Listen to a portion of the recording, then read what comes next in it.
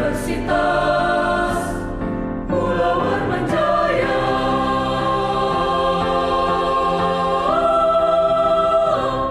Jaya.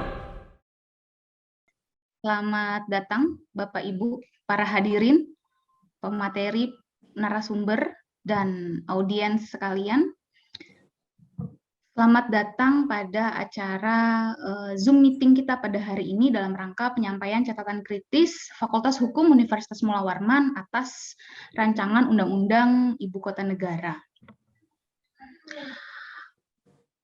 Pada dasarnya, seperti yang sudah kita ketahui bahwa memang rancangan undang-undang tentang Ibu Kota Negara ini saat ini tengah dibahas dan direncanakan untuk segera disahkan besok, tanggal 18 Januari 2022. Pansus RUU IKN ini juga sudah mendiskusikan draft ini dalam berbagai forum, baik di lingkup masyarakat maupun di lingkup akademisi. Namun, tampaknya hal tersebut belum cukup mengingat draft yang ada saat ini masih berisi banyak masalah terkhusus yang terkait dengan IKN. Masalah-masalah tersebut ada yang belum termuat secara eksplisit maupun implisit. Berbagai problem yang belum masuk dalam draft RUU tersebut cukup krusial. Di antaranya berupa ketidakjelasan kewenangan, bentuk pemerintahan, pertanahan, rencana induk IKN, serta sandaran hukum peraturan teknis, bahkan konsistensinya dengan Undang-Undang 1945. Padahal hal ini adalah pasal fundamental yang nantinya akan berpengaruh pada aspek hukum lain. Undang-Undang IKN adalah dasar hukum dari pemindahan dan penyelenggaraan IKN, maka sudah selayaknya dibuat dengan prinsip kemanfaatan dan kehati-hatian dalam rangka kepastian hukum penyelenggaraan Ibu Kota Negara itu sendiri. Sehingga ketidakberesan pasal demi pasal harus diurai dan diatur dalam RUU IKN ini. Sebagai bentuk perhatian dan tanggung jawab Fakultas Hukum Universitas Mula Warman atas keilmuan serta masa depan kebijakan Ibu Kota Negara, maka Fakultas Hukum Universitas Mula Warman menginisiasi adanya diskusi melalui Zoom meeting ini untuk bersama-sama membahas mengenai RUU IKN dengan tema catatan kritis Fakultas Hukum Universitas Mula Warman atas RUU IKN. Tapi sebelum dimulainya diskusi ini, mari bersama-sama kita dengarkan dulu sambutan dari tuan rumah Fakultas Hukum Universitas Mula Warman, Bapak Dekan Dr. Mahendra Putra Kurnia, SHMH. Kepada Bapak Dekan, waktu dan tempat saya persilahkan. Terima kasih, Bu Griselda. Assalamualaikum warahmatullahi wabarakatuh. Selamat siang semuanya. Bu Griselda tadi mengambil 50% kata sambutan saya. Jadi, sudah cocok jadi dekan di beberapa puluh tahun ke depan. Minimal sudah bisa membuat kata sambutan, kan begitu. Jadi ya mungkin 10-15 tahun lagi dekannya Bu Griselda. Kan begitu. Syarat dari dekan itu kan harus bisa bikin sambutan, kan begitu. Nah, Bapak Bu. Baik, selamat datang kepada para peserta kegiatan siang hari ini, terutama sekali kepada Bapak Budi Satrio Jiwandono, Pansus RUU IKN yang terakhir kali kita bertemu di Unmul Hub beberapa waktu lalu di kampus ya, dan pada waktu itu ini adalah sebenarnya langkah konkret untuk mempertanggungjawabkan apa yang kita sampaikan pada saat kita bertemu terakhir kemarin di kampus Unmul, yaitu bahwa kami akan mengirimkan kajian akademis atau telaah akademis terkait dengan RUU IKN, dan siang hari ini kami mempertanggungjawabkan apa yang kami sampaikan pada waktu itu, dan nanti akan disampaikan oleh Ibu Najidah selaku perwakilan dari kami yang akan menyampaikan telaah kritis, catatan kritis terhadap RUU IKN. Mohon ini dianggap sebagai bentuk partisipasi masyarakat, khususnya ini sebagai partisipasi dari kewajiban kami sebagai perguruan tinggi untuk bertindak sebagai partner dari lembaga legislatif, baik itu di tingkat pusat ataupun di tingkat daerah. Jadi isi dan masukan yang kami sampaikan ini adalah berlatar belakang akademis. Kami sama sekali tidak berkeinginan untuk kontra terhadap situasi yang ada selain berbasis situasi akademis. Jadi apa yang kami sampaikan ini insya Allah bebas dari unsur politis atau unsur-unsur lainnya yang di luar situasi akademis. Jadi yang kami sampaikan ini sesuai dengan background saya, bagian dari Lamin Ilmu, yaitu sesuatu yang sifatnya berhubungan dengan keilmuan, terutama sekali keilmuan hukum. Itu yang kemarin sempat saya sampaikan, bahwa seharusnya yang seperti ini tidak hanya dari perspektif ilmu hukum, tapi juga dari perspektif ilmu lainnya. Seharusnya bisa diinisiasi oleh Universitas Mula Warman sebagai sebuah PTN untuk membuat sebuah kajian yang sifatnya lebih komprehensif sekali terkait dengan IKN. Karena IKN tidak hanya dipandang dari perspektif ilmu hukum saja, tapi juga dipandang dari perspektif ilmu-ilmu lainnya. Tapi nggak apa-apa, ketika itu tidak ada, maka Fakultas Hukum mencoba untuk tetap menjadikan ini sebagai sebuah situasi yang harus dilakukan, bentuk partisipasi masyarakat, bentuk partisipasi publik, dan bentuk tanggung jawab dari perguruan tinggi untuk selalu bermitra, berpartner, memberikan kritik dan masukan untuk baiknya penyelenggaraan negara. Saya kira itu, Pak Budi Satrio dan teman-teman sekalian, ini nanti akan menjadi sebuah bahan yang insya Allah bisa menjadi bahan pertimbangan bagi teman-teman di DPR RI dan juga eksekutif untuk menjadi bahan yang untuk persidangan atau rapat-rapat pembahasan mengenai IKN. Saya kira itu, Bu Griselda. Selebihnya saya ucapkan terima kasih kepada Bu Najida dan teman-teman yang beberapa hari belakangan ini sudah melakukan proses pengkajian terhadap RUU IKN. Dan semoga ini bisa menjadi berkah dan pahala bagi kita semua. Saya kira itu, Bu Griselda, saya kembalikan. Sekali lagi, terima kasih dan selamat berdiskusi. Sekian dan terima kasih. Wassalamualaikum warahmatullahi wabarakatuh. Waalaikumsalam warahmatullahi wabarakatuh. Terima kasih banyak Pak Dekan. Mohon maaf kalau memang skripnya tadi sudah terbaca oleh saya. Oke, untuk melanjutkan sesi diskusi atau Zoom meeting ini, maka langsung saja mungkin kita mulai diskusi ini. Sebelumnya saya ucapkan juga terima kasih kepada anggota Pansus RUU IKN Bapak G. Budiarso Jiwandono. Nanti beliau juga akan hadir sebagai pemapar dalam Zoom meeting ini, dan juga Ibu dari Fakultas Hukum Universitas Mula Warman, ada Ibu Warakatun Najidah yang juga akan menyampaikan inti dari acara hari ini, yaitu berupa catatan kritis terhadap RUU IKN. Di kesempatan pertama ini saya serahkan kepada, tapi sebelumnya saya mohon maaf kepada seluruh peserta Zoom meeting, diharapkan menghidupkan kameranya, menyalakan kameranya. Ya, oke. Saya lanjutkan kepada Bapak Budiarso Jiwandono selaku Panitia Khusus RUU IKN. Waktu dan tempat saya persilahkan untuk pemaparan.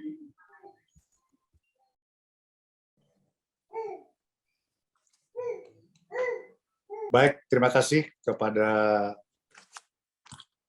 pemandu acara. Assalamualaikum warahmatullahi wabarakatuh. Waalaikumsalam warahmatullahi wabarakatuh. Shalom, salam sejahtera untuk kita semua. Om Swastiastu, Namo Buddhaya, salam kebajikan. Yang kami hormati Dekan Fakultas Hukum Universitas Mula Warman, Dr. Mahendra Putra, dan juga para guru besar maupun akademisi yang tergabung dari Fakultas Hukum Unmul, dan para mahasiswa dan rekan-rekan sekalian yang berbahagia. Terima kasih atas kesempatan yang telah diberikan kepada saya, Budi Satrio Jiwandono, selaku anggota Pansus RUU IKN, kebetulan mewakili Dapil Kalimantan Timur.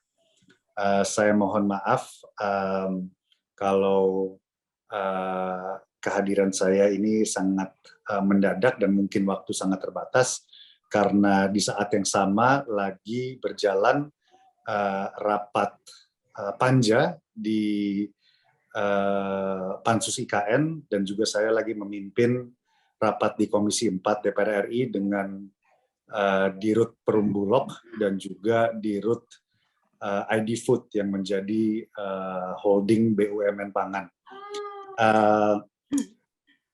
Saya sangat berterima kasih kita bisa bersilaturahmi kembali ya guna berdiskusi memantapkan dan memperkaya ya segala kekurangan-kekurangan yang terasa masih nyata di dalam pembahasan RUU IKN ini. Memang pada waktu RUU IKN ini mulai dibahas di DPR, memang waktu yang kemarin diberikan kepada kami juga sangat sempit, lalu dari pemberian surat presiden di bulan Desember kalau tidak salah, dan sekarang kita sudah menjalani rapat-rapat sesuai mekanisme pembentukan undang-undang di Dewan Perwakilan Rakyat.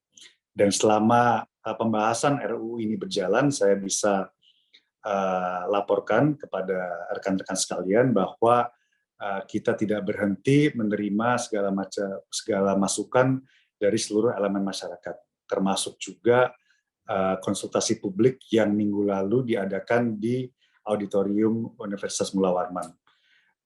Kita juga mendatangkan banyak sekali narasumber-narasumber dari bidang-bidang lain yang dianggap penting untuk diberikan pendapatnya dalam rangka memperkuat dan memperbaiki rancangan undang-undang Ibu Kota Negara.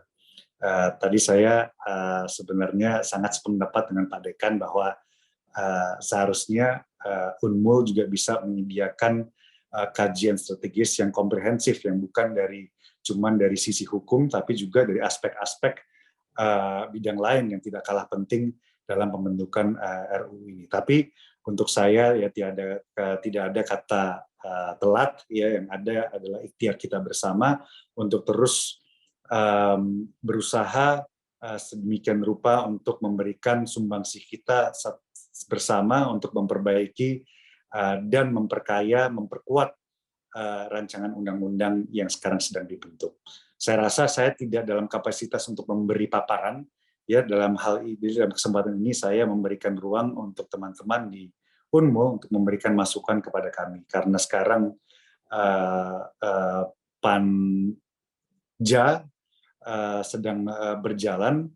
Kami diberi target sebenarnya untuk menyelesaikan undang-undang ini dan harapannya agar bisa disahkan di dalam paripurna besok, tetapi itu pun dengan catatan-catatan. Jadi saya akan persilahkan, saya akan berikan kesempatan kepada teman-teman dari Unmul untuk memberikan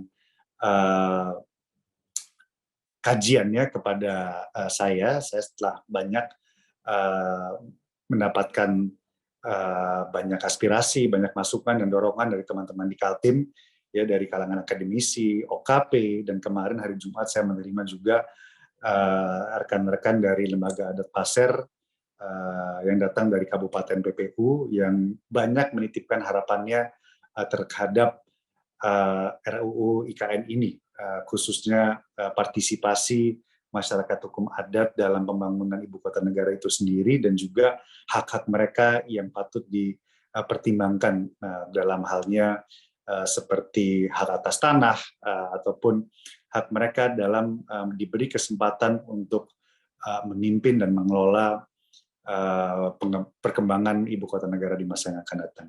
Saya kira sebagai kata pengantar ini yang bisa saya sampaikan. Saya persilahkan teman-teman dari Fakultas Hukum Unmul yang ingin menyampaikan beberapa pemikirannya untuk kebaikan RUU IKN ini. Terima kasih sekali lagi atas waktu dan kesempatan yang telah diberikan, meskipun sangat terbatas, tetap saya sangat bersyukur saya diberikan kesempatan dalam forum ini. Terima kasih, saya akhiri. Assalamualaikum warahmatullahi wabarakatuh. Shalom, salam sejahtera, dan Om Shanti, Shanti, Shanti. Terima kasih. Ya, terima kasih atas penyampaiannya Bapak Budi Satrio Jiwandono selaku Pansus RUU IKN.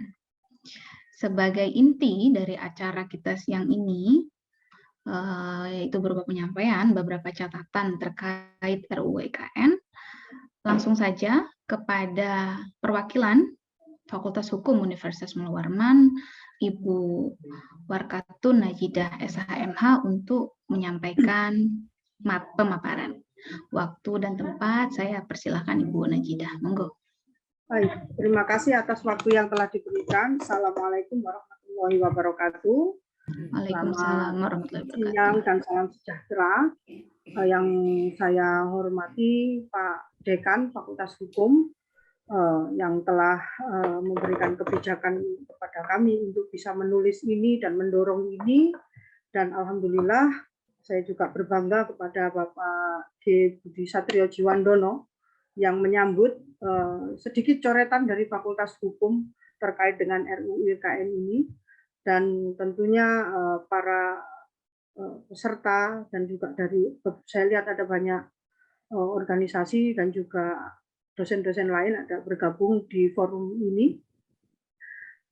Bu Griselda, Pak Dekan, Pak Budi, sebenarnya saya juga tidak sendiri, nanti akan disampaikan beberapa teman.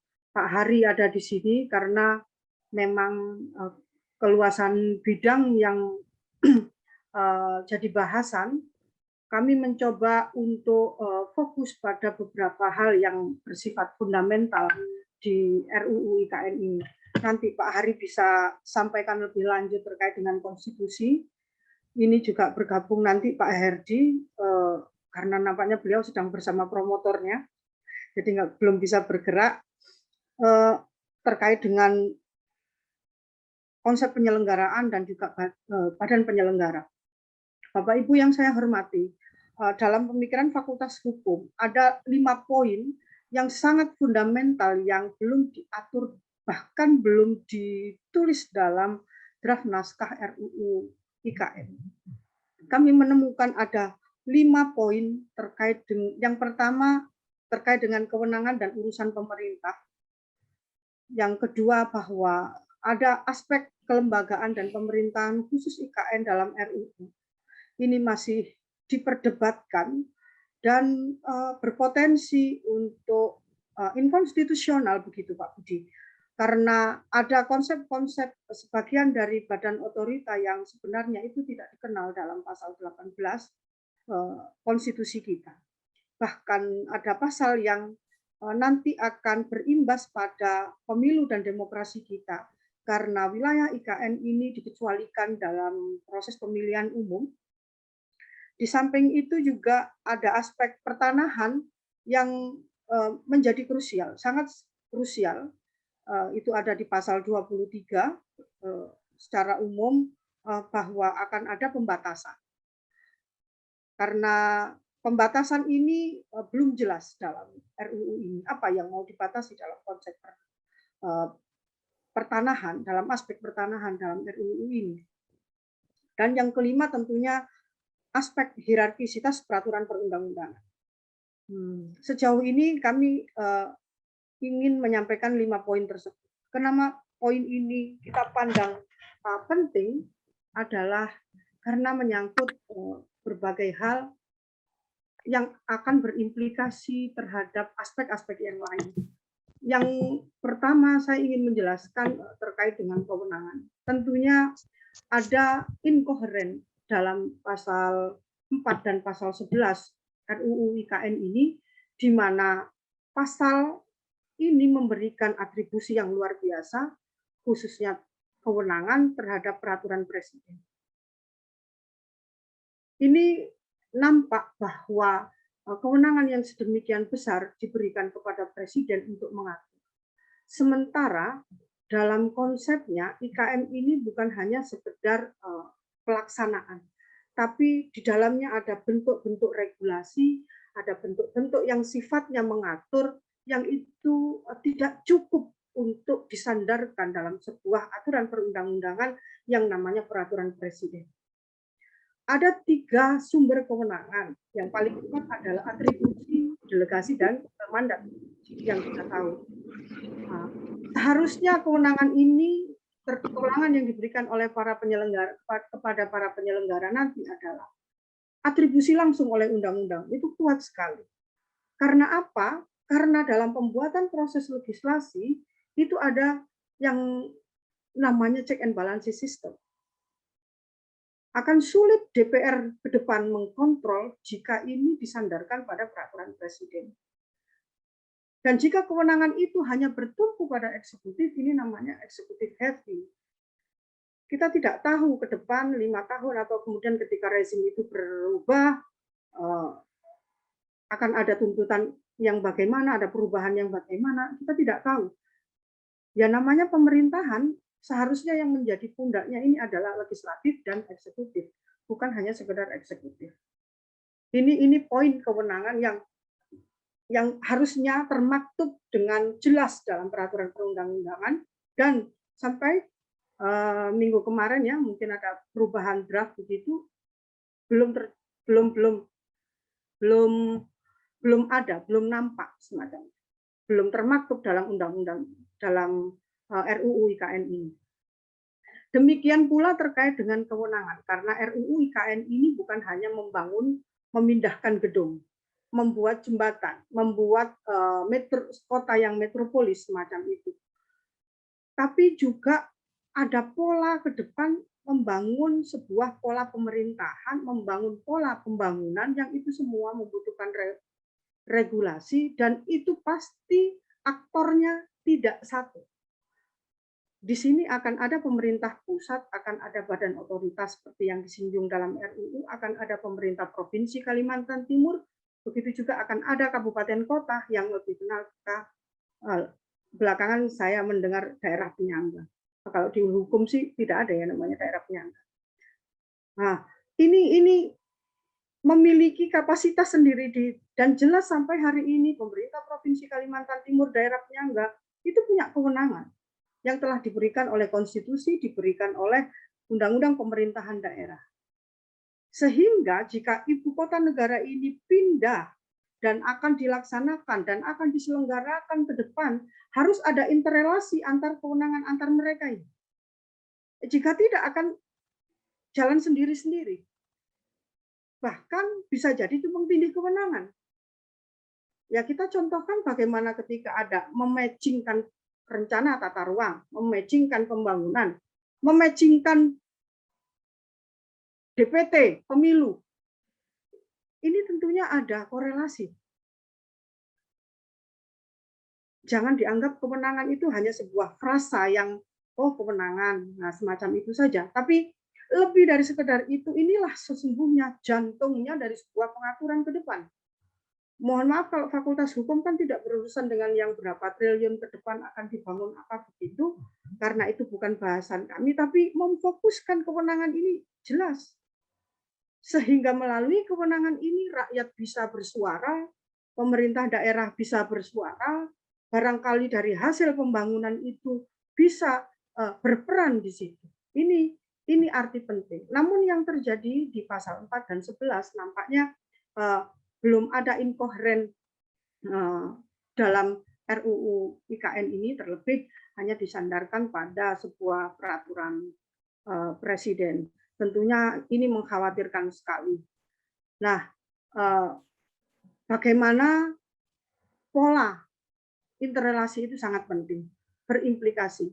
Seperti yang saya sebutkan tadi bahwa juga ada aspek-aspek yang lain dalam pola hubungan kewenangan akan berimplikasi terhadap keuangan, akan berimplikasi bagaimana pola kerjasama, bagaimana berimplikasi terhadap penataan ruang dan tentunya pembangunan.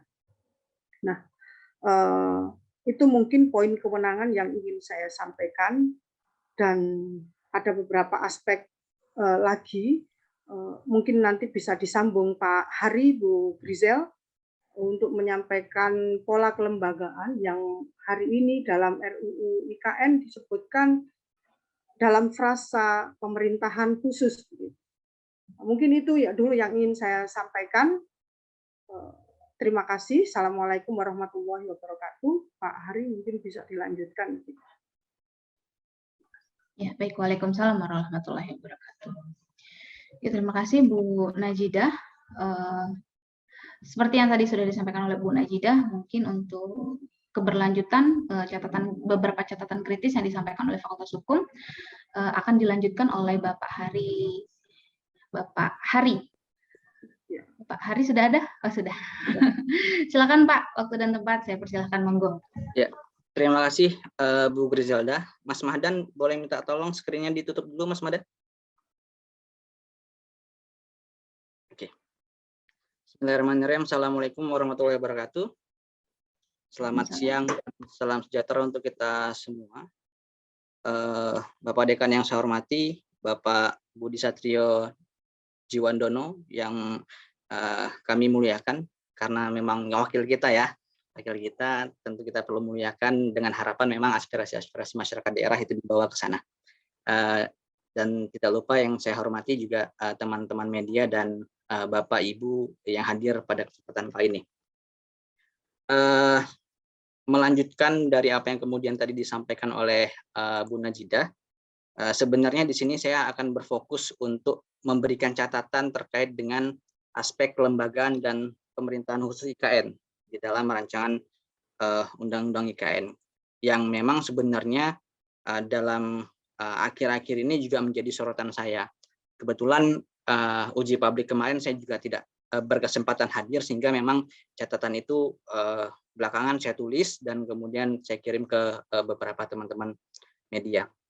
Nah, terkait dengan hal ini, Bapak Ibu, ada setidaknya 7 catatan kritis terkait aspek kelembagaan dan pemerintahan khusus IKN yang sesungguhnya juga menjadi satu kesatuan sikap yang kemudian disampaikan dalam dokumen resmi yang dikeluarkan oleh Fakultas Hukum Universitas Mula Warman. Nah, apa saja catatan-catatan itu, Bapak Ibu? Yang pertama terkait dengan konsep penyelenggaraan pemerintahan khusus yang kemudian dilaksanakan oleh otorita. Nah, bagi saya, bagi kami, dan bagi saya khususnya, konsep penyelenggaraan pemerintahan khusus yang dilakukan oleh otorita ini adalah konsep yang dapat dinilai dan berpotensi inkonstitusional. Kenapa kemudian demikian? Karena memang sampai hari ini kita tidak mengenal apa itu pemerintahan khusus yang kemudian dijalankan oleh suatu badan setingkat kementerian, yaitu otorita. Kalaupunlah kemudian kita baca naskah akademik rancangan Undang-Undang IKN, ketentuan terkait dengan hal ini coba kemudian disandarkan di dalam pasal 18 dan pasal 18B ayat 1 maupun ayat 2. Tetapi ketika kita buka original intent daripada ketentuan AKUO, maka praktis sesungguhnya dapat kita katakan bahwa sesungguhnya pasal 18B ayat 1 Undang-Undang Dasar itu tidak cukup akomodatif untuk mengakomodir dibentuknya otorita dengan berbagai tujuan, maksud, dan konsepnya tersebut. Sehingganya catatan saya pertama terkait dengan badan otorita ini, atau kita tidak berbicara badan, kita bicara soal otorita. Satu catatan pertama yang ingin saya sampaikan adalah bahwa memang konsep penyelenggaraan pemerintahan khusus oleh otorita ini berpotensi inkonstitusional. Sebab memang pasal 18B ayat 1 tidak berbicara pemerintahan khusus, tetapi berbicara pemerintahan daerah secara khusus, seperti itu. Kemudian catatan kami yang kedua terkait dengan hal ini adalah terkait dengan bahwa rancangan Undang-Undang IKN memberikan definisi otorita IKN itu sebagai sebuah lembaga pemerintahan setingkat kementerian yang dibentuk untuk melakukan berbagai aktivitas. Salah satu aktivitasnya itu adalah menyelenggarakan pemerintahan khusus. Dikatakan pula di sana bahwa memang kewenangan pemerintahan khusus IKN itu dalam pengelolaan wilayahnya mencakup seluruh urusan pemerintahan, kecuali urusan pemerintahan absolut. Nah, konsep ini bagi kami tidak sejalan dengan konsep urusan pemerintahan dalam sistem pemerintahan Indonesia yang eksis hari ini. Sebagaimana kemudian kita ketahui bahwa dalam penyelenggaraan urusan pemerintahan di Indonesia hari ini, urusan pemerintahan itu dibagi menjadi 3 urusan pemerintahan. Urusan pemerintahan absolut, urusan pemerintahan umum, dan urusan pemerintahan kongruen.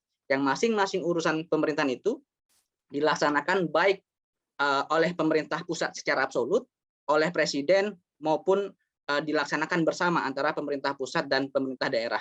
Ketika kemudian muncul di sana otorita sebagai penyelenggara pemerintahan, pertanyaannya adalah pemerintahan apa yang kemudian akan dijalankan.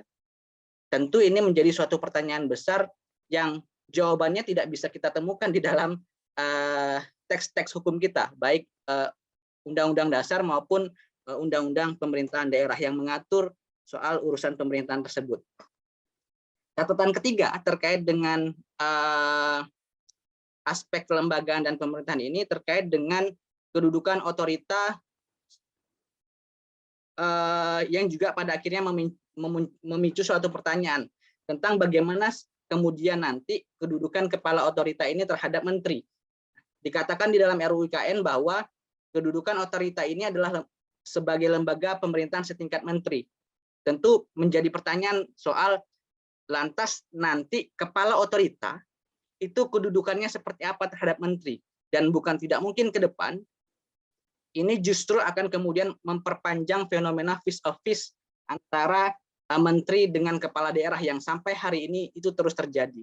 Bukan tidak mungkin yang sebelumnya nanti ada fenomena fist of fist antara kepala daerah dengan menteri, sekarang muncul fenomena fist of fist antara kepala otorita dan menteri, karena memang ketidakjelasan kedudukan antara dua jabatan tersebut. Kemudian catatan keempat terkait dengan aspek kelembagaan dan pemerintahan dalam RUU IKN adalah terkait dengan penyelenggaraan pemerintahan itu sendiri. Kalau kita buka naskah akademik dan rancangan undang-undang IKN ini, dikatakan di sana bahwa otorita itu adalah bagian daripada pemerintah pusat, yang kemudian pada akhirnya ini membuat suatu asumsi bahwa ke depan bukan tidak mungkin penyelenggaraan pemerintahan yang akan kemudian diselenggarakan oleh otorita di IKN itu akan sangat sentralistik, karena otorita ini menjadi bagian daripada pemerintah pusat, dan konsep ini pun juga tidak dapat kita temukan di dalam aturan dasar negara kita dan dokumen hukum lainnya. Catatan yang kelima terkait dengan pasal 10 ayat 1 rancangan undang-undang IKN yang menyebut bahwa kepala otorita IKN dan wakil kepala otorita IKN itu menjabat dalam masa jabatan 5 tahun dan sesudahnya dapat ditunjuk kembali dalam masa jabatan yang sama. Ada dua catatan terkait rumusan pasal 10 ayat 1 rancangan undang-undang IKN ini. Yang pertama adalah bahwa penunjukan yang dilakukan oleh presiden terhadap kepala IKN, kepala otorita tentu dapat dinilai menciderai semangat demokrasi yang telah dibangun sejauh ini. Dan yang kedua adalah bahwa ketentuan tersebut juga pada akhirnya memberi sinyal, ya, ataupun tidak memberi sinyal terkait dengan batasan masa jabatan kepala otorita, dan ketiadaan masa jabatan kepala otorita itu tentu tidak sejalan ataupun menabrak daripada konsep konstitusionalisme atau pembatasan kekuasaan. Jangan sampai kemudian apa yang sudah-sudah itu terjadi lagi hari ini ketika kemudian kita tidak memberikan limitasi batasan kekuasaan terhadap jabatan tersebut. Catatan yang keenam terkait dengan pasal 10 ayat 2 di dalam rancangan undang-undang IKN yang menyebutkan bahwa kepala otorita IKN dan atau wakil kepala otorita itu dapat diberhentikan sewaktu-waktu oleh presiden sebelum masa jabatannya berakhir. Dan tentu dalam kacamata awam sekalipun ketentuan ini dapat kita nilai sebagai suatu ketentuan yang mengandung tendensi yang cukup politis dan elitis. Nah, sehingga bagi kami ketentuan pasal 10 ayat 2 RUU IKN juga merupakan ketentuan yang bermasalah dan patut untuk kemudian kita kritisi. Selanjutnya catatan yang ketujuh terkait dengan pasal 13 ayat 1 rancangan undang-undang IKN yang menyebut bahwa IKN hanya melaksanakan pemilihan umum presiden dan wakil presiden, pemilihan umum untuk memilih DPR, dan pemilihan umum untuk memilih anggota DPRD. Seperti yang kemudian tadi disampaikan oleh Bu Najidah, praktis ketentuan AKUO mengakibatkan hilangnya hak konstitusional warga negara di wilayah IKN untuk dapat memilih dan memiliki Dewan Perwakilan Rakyat di daerah. Karena wilayah IKN dikecualikan dalam hal pemilihan anggota DPRD. Nah, untuk mengunci 7 catatan itu tadi, kita dapat melihat ketentuan pasal 32 rancangan undang-undang IKN yang secara tegas mengatakan bahwa pada saat undang-undang ini berlaku, seluruh ketentuan peraturan perundang-undangan yang bertentangan dengan apa yang diatur khusus dalam undang-undang ini dinyatakan tidak berlaku dan seterusnya. Di dalam bahasa perundang-undangan Bapak Ibu, ketentuan AKUO tentu dapat dinilai sebagai ketentuan yang bersifat sapu jagat, sekaligus menunjukkan bahwa masih banyak sekali peraturan perundang-undangan yang terdampak dari RUU IKN ini yang bisa saja belum teridentifikasi baik oleh pemerintah dan DPRD, dan sekaligus menunjukkan bahwa ketentuan sapu jagat ini menandakan bahwa sesungguhnya kajian tentang perpindahan ibu kota ini belum tuntas untuk kemudian dilaksanakan. Sehingganya kami dari Fakultas Hukum Universitas Mula Warman secara tegas lugas mengatakan bahwa ada baiknya bagi kita untuk menunda terlebih dahulu ataupun tidak bersegera untuk kemudian mengesahkan rancangan undang-undang IKN ini menjadi undang-undang IKN dengan berbagai macam pertimbangan. Salah satunya adalah masih banyak sekali hal-hal yang bermasalah dalam rancangan undang-undang IKN. Mungkin itu catatan dari saya, Bu Grisdelda, terkait dengan aspek kelembagaan dan pemerintahan khusus IKN di dalam rancangan undang-undang IKN. Aspek yang lain akan kemudian disampaikan oleh Bang Herdi atau Bang Castro. Saya kembalikan kepada Bu Grisdelda. Terima kasih. Terima kasih banyak Pak Hari Setia Nugraha SHMH atas beberapa catatannya terkait pola hubungan kewenangan antar lembaga dalam penyelenggaraan IKN. Di mana tadi ada 10 poin yang menjadi catatan penting dari beliau. Selanjutnya ada Bapak Herdiansyah Hamzah, SLM, yang akan menyampaikan materi lanjutan. Waktu dan tempat saya persilahkan Pak Herdi. Pak Herdi sepertinya belum join. Oh. Ya, terima kasih Bu Grisdelda. Oh, sudah. Oh, langsung muncul. Monggo Pak, silakan Pak Herdi, monggo. Gue nih, muncul nih.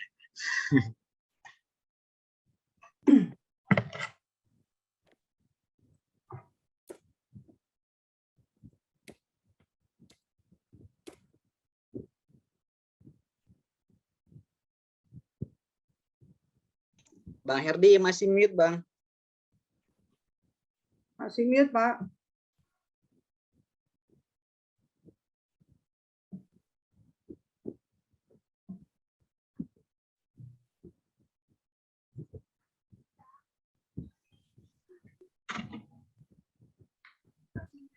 Sudah terdengar? Baru terdengar, Pak. Silakan. Oke, terima kasih banyak. Apa yang disampaikan oleh kawan-kawan sebelumnya adalah sikap kami di Fakultas Hukum secara kelembagaan. Tadi sudah banyak disampaikan soal logical fallacy atau semacam kegagalan berpikir dari pembentuk undang-undang ini, draft ini, terkait dengan konsep pemerintahan khusus yang tadi sudah banyak disampaikan oleh kawan-kawan, yang memang tidak memiliki cantolan sama sekali dan rawan perdebatan di dalam proses penyusunan ini. Tapi ada satu hal yang mungkin saya mau tambahkan berkaitan dengan rancangan undang-undang ini, terutama terkait dengan pendanaannya. Kalau kawan-kawan baca di dalam draft versi 34 pasal itu, terutama di pasal 24, itu memang ada klausul yang berkaitan dengan pendanaan. Di sana bahasanya pendanaan berasal dari APBN dan atau sumber lain yang sah dengan ketentuan peraturan perundang-undangan. Nah, kalau kita baca klausul pasal ini, kemudian dilihat pada bagian penjelasan, itu disebutkan bahwa sumber lain yang dimaksud adalah pemanfaatan barang milik negara, penggunaan skema kerjasama pemerintah dan badan usaha, dan ini di-stressing keikutsertaan pihak lain. Keikutsertaan pihak lain termasuk diantaranya penugasan badan usaha milik negara, penguatan peran badan hukum milik negara, dan kontribusi swasta. Nah, saya pikir ini problem besarnya gitu ya. Kalau kita berandai-andai perdebatan ini di bawah pada saat masa di mana Orde Lama puluhan tahun yang lalu, kemungkinan besar perdebatan panjangnya adalah bahwa kalau kemudian Soekarno waktu itu ingin memindahkan IKN, dulu gagasannya di Palangkaraya misalnya, ya kemungkinan besar kalaupun IKN itu pindah, itu tentu harus dengan sumber daya bangsa kita sendiri begitu.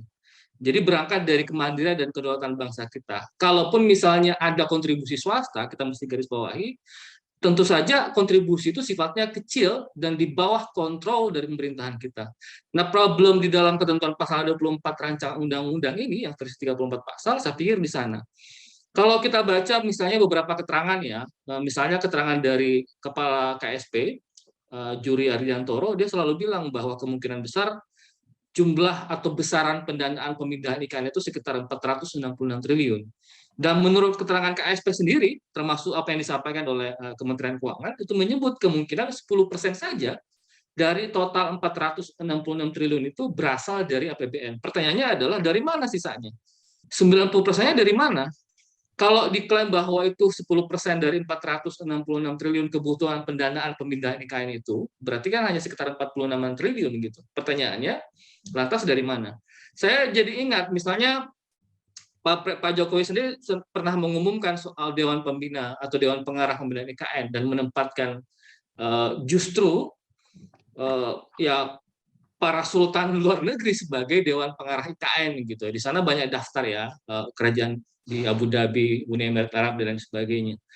Nah, masalahnya adalah kalau tidak dideklar, tidak disebutkan secara eksplisit pembatasan keterlibatan swasta di dalam pemindahan IKN, saya jadi khawatir ya tidak akan mungkin pihak swasta itu datang dengan sendirinya. Ya tidak ada makan siang gratis gitu ya. Maka otomatis tidak adanya deklar pembatasan keterlibatan swasta itu mengakibatkan ya kita ini pindah bukan berdasarkan apa sumber daya yang kita miliki sebagai sebuah bangsa, tetapi bergantung kepada pihak luar. Nah, kita belum apa-apa saja, IKN saja belum dipindahkan, ketergantungan itu sudah kita bangun gitu. Itu jadi problem pokok saya pikir kalau kita bicara soal pendanaan. Maka ketentuan pasal 24 yang mengatur mengenai soal pendanaan itu menurut kami adalah bagian yang mesti juga kita kritisi. Saya pikir itu tambahannya, Bu Griselda. Selebihnya tadi sudah disampaikan banyak oleh kawan-kawan terkait dengan beberapa catatan yang disampaikan dari Fakultas Hukum secara kelembagaan. Terima kasih.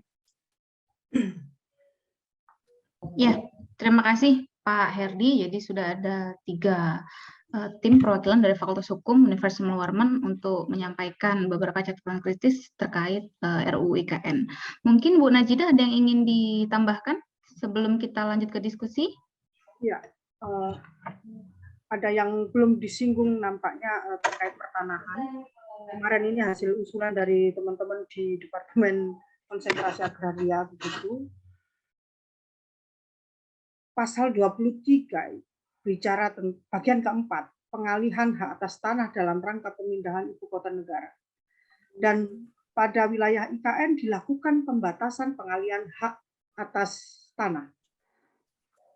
Saya hanya menyampaikan ya apa yang kemarin jadi pemikiran teman-teman dari konsentrasi agraria.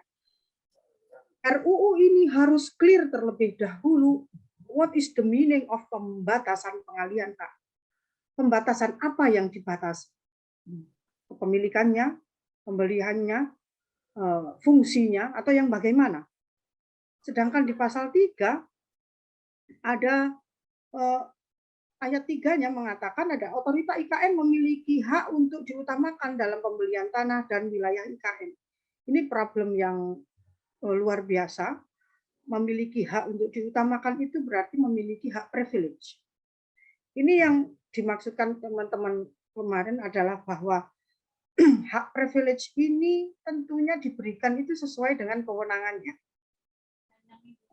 Berbentuk apa? Itu jelas. Hari ini pengaturan kita juga ada kewenangannya di Kementerian Pertanahan dan ATR, semacam itu. Bagaimana kewenangannya ini belum jelas, tiba-tiba dalam urusan tanah dia memiliki hak privilege. Hak melakukan pembatasan, pengaturan-pengaturan. Pembatasan itu bukan hanya sekedar ini boleh atau tidak boleh berupa perizinan, namun pasti akan ada regulasi besar dalam rangka pembatasan pengalihan hak atas tanah.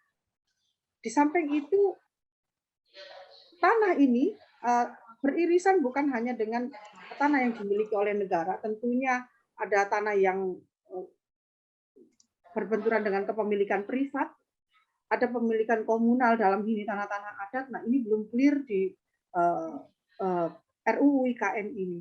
Ini yang menjadi kekhawatiran kami ketika berdiskusi kemarin, bahwa memang betul-betul yang belum diatur ini umpama rumah itu fondasinya begitu Bapak Ibu sekalian. Fondasinya masih rapuh. Sehingga ketika fondasi itu belum fix, belum kuat, kewenangannya belum ada, akan berimplikasi terhadap pendanaan dan lain sebagainya. Kan pertanyaannya itu, kalau kita baca ya, di sini juga berhak memungut pajak dan lain sebagainya, retribusi. Badan otorita ini apa, sendiri kewenangannya apa, itu belum ditentukan.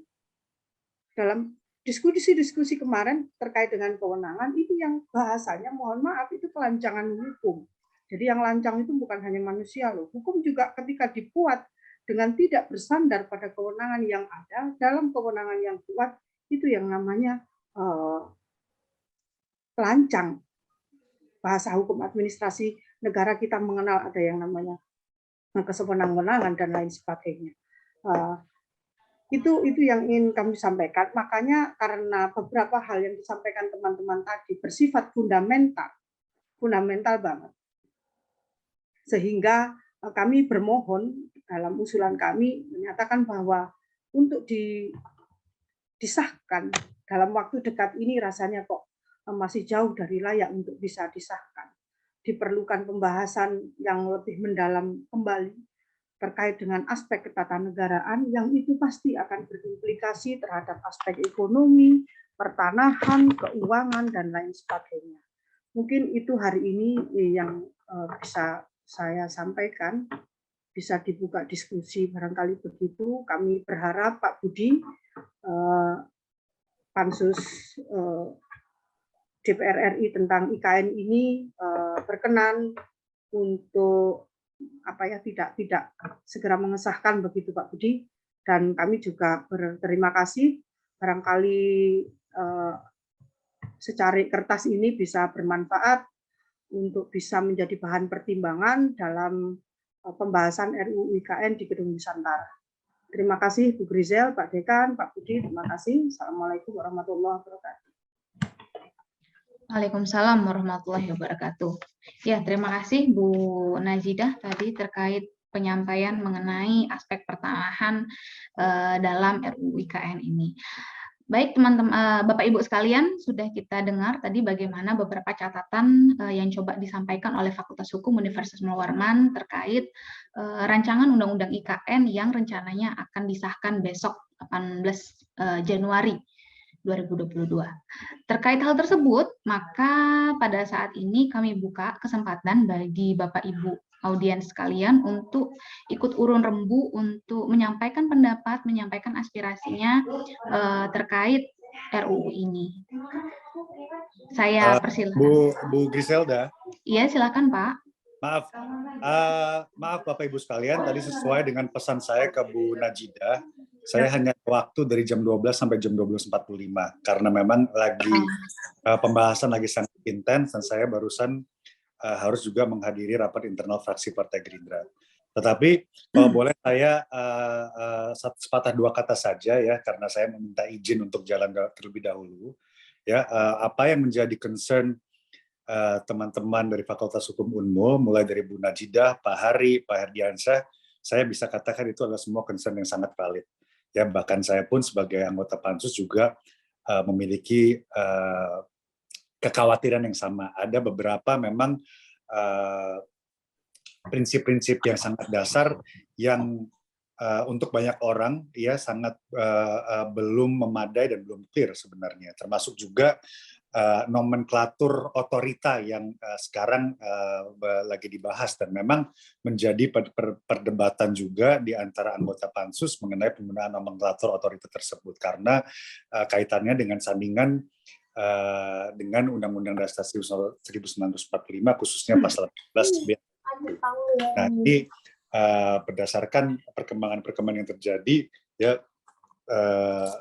melalui rapat panja ya telah disepakati bahwa bentuk dasar pemerintah daerah IKN itu adalah pemerintah daerah khusus IKN yang menggunakan nomenklatur otorita. Ya, ini yang masih menjadi pembahasan di panja dan yakinlah bahwa concern dari teman-teman FH itu mengenai penggunaan kata otorita itu sudah panjang kami perdebatkan juga dan kami suarakan mengenai hubungannya dengan UUD 45 karena selama ini tidak mengenal apa yang dikenal atau pemerintahan otorita. Juga mengenai permasalahan tanah tadi Bu Najidah juga sempat menggarisbawahi mengenai privilege yang begitu besar yang diberikan kepada otorita IKN bila mana ini nanti dibentuk. Ini menjadi sebenarnya perjuangan pribadi saya karena saya selaku wakil dari Kaltim, saya paham betul keresahan teman-teman yang tinggal di daerah Sepaku, ya, khususnya masyarakat adat Pasir yang sudah turun-temurun dari generasi ke generasi tinggal di daerah sana. Sekarang seolah-olah dengan adanya pemindahan ibu kota negara ini menjadikan mereka juga semua pada galau. Ini nanti kalau ditetapkan jadi IKN, terus tanah yang selama ini kita tinggalin itu gimana? Apakah kita mendapatkan kepastian hukum sekarang, apa malah kita dimarginalkan, disuruh pindah ke tempat lain, kira-kira seperti itu.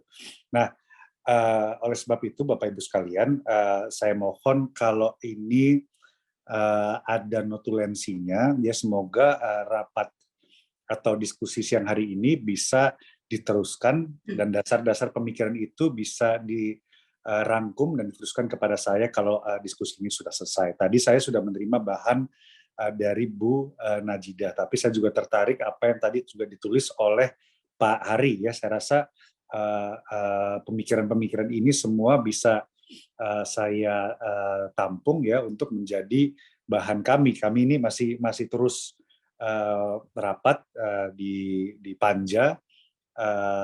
Kita lihat nanti apakah ada keterusan untuk dilanjutkan di Timus, apa nanti akan ada rapat pansus atau rapat kerja. Kita ini perkembangannya sangat dinamis dan saya rasa sudah ada rekonstruksi draft RUU IKN. Kalau Bapak Ibu masih membaca draft RUU yang 30 sekian pasal, sebenarnya sudah ada rekonstruksi baru dengan pemikiran-pemikiran dan argumentasi-argumentasi seperti yang sedang kita diskusikan pada siang hari ini. Tapi ini masih berjalan dengan sangat dinamis. Saya mohon kesabarannya, tapi percayalah bahwa apa yang Bapak Ibu barusan sampaikan di forum diskusi ini menjadi perhatian yang sangat penting khususnya bagi saya selaku anggota Pansus. Ya, saya memegang prinsip kehati-hatian. Kita ingin pelaksanaan perpindahan ibu kota ini berjalan dengan baik dan perencanaannya sangat matang. Tetapi hal-hal yang mendasar apa yang sudah dikemukakan pada siang hari ini tuh menjadi catatan kita bersama. Moga-moga ya nanti ada terobosan di jam-jam ke depan. Apakah itu nanti akan dilanjutkan, kita akan lihat. Tapi saya mohon izin Bapak Ibu sekalian, saya harus jalan terlebih dahulu. Silahkan dilanjutkan diskusi ini dan moga-moga melalui Bu Najidah nanti naskah-naskah yang sudah disiapkan bisa. Terima kasih Mbak Griselda yang sudah memandu acara juga. Ya, saya mohon izin dulu. Ya Pak Budi, permisi, barangkali masyarakat Kaltim juga tentunya bukan Fakultas Hukum aja, masyarakat Kaltim membutuhkan juga perkembangan Pak Budi. Ya. Barangkali nanti ada perkembangan draft yang baru paling terakhir begitu. Insya Allah masyarakat Kaltim ready untuk selalu memberikan masukan. Melalui Fakultas Hukum kami akan bantu sharing ke teman-teman masyarakat adat, mungkin ke UKP yang lain, ke fakultas-fakultas yang lain. Baik. Untuk dapat support, ide, dan tentunya suara dari masyarakat Kaltim. Ya, thank you. Terima kasih Bu Najidah. Saya mohon izin Bapak Ibu, saya mohon maaf. Tadi sesuai pesan saya tadi pagi, saya ada waktu antara jam 12 jam 1 sekitar 45 menit karena memang lagi chaos di jadwal saya. Terima kasih, semoga Bapak Ibu sehat-sehat selalu.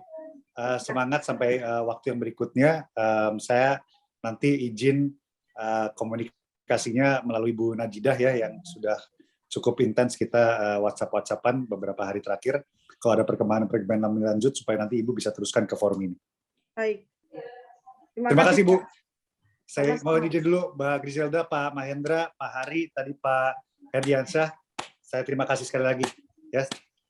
Ya, terima kasih banyak Pak Budi. Assalamualaikum, makasih. Waalaikumsalam warahmatullahi wabarakatuh. Ya, Terima kasih Pak Budi dari Pansus RUU IKN.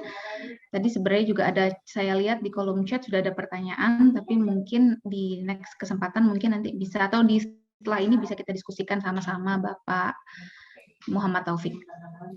Ya, baik. Melanjutkan tadi apa yang kita diskusikan sebelum Pak Budi pamit leave, pemaparan sudah disampaikan oleh teman-teman dari Fakultas Hukum Universitas Muhammad Warman. Nah, kelanjutan dari pemaparan ini adalah mari kita sama-sama mendiskusikan kiranya hal-hal yang urgen untuk disampaikan dalam rangka pemenuhan hak kita dalam rangka partisipasi publiknya. Mungkin kepada Bapak Ibu audiens yang ingin berbicara, Pak Taufik tadi mungkin yang sudah di kolom chat mungkin bisa. Yang pertama mungkin mau Pak Taufik, monggo silahkan. Boleh, terima kasih Griselda. Notulen saya. Sorry, MC-nya. Bu Najida, selamat siang. Siang. Pak Castro juga dan dosen-dosen yang dari Fakultas Hukum. Saya appreciate terhadap kegiatan hari ini. Meskipun saya KTP Kaltim, tapi saya kelihatannya masih politik apartheid. Tidak punya hak suara untuk bisa menentukan jadi tidaknya IKN pindah atau menentukan draft-draft yang disusun sedemikian cakepnya lah. Yang penting saya setuju aja.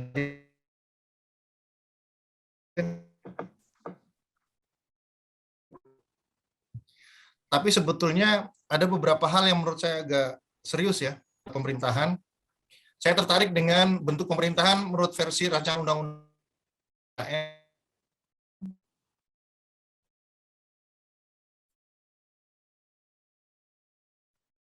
Maaf Pak Taufik, suaranya itu disebutkan bahwa Halo? Halo Pak Taufik. Ya kan, bentuk pemerintahan itu halo. Siap. Kedengaran? Kedengaran suaranya? Kedengaran. Iya Pak, kedengaran. Baik.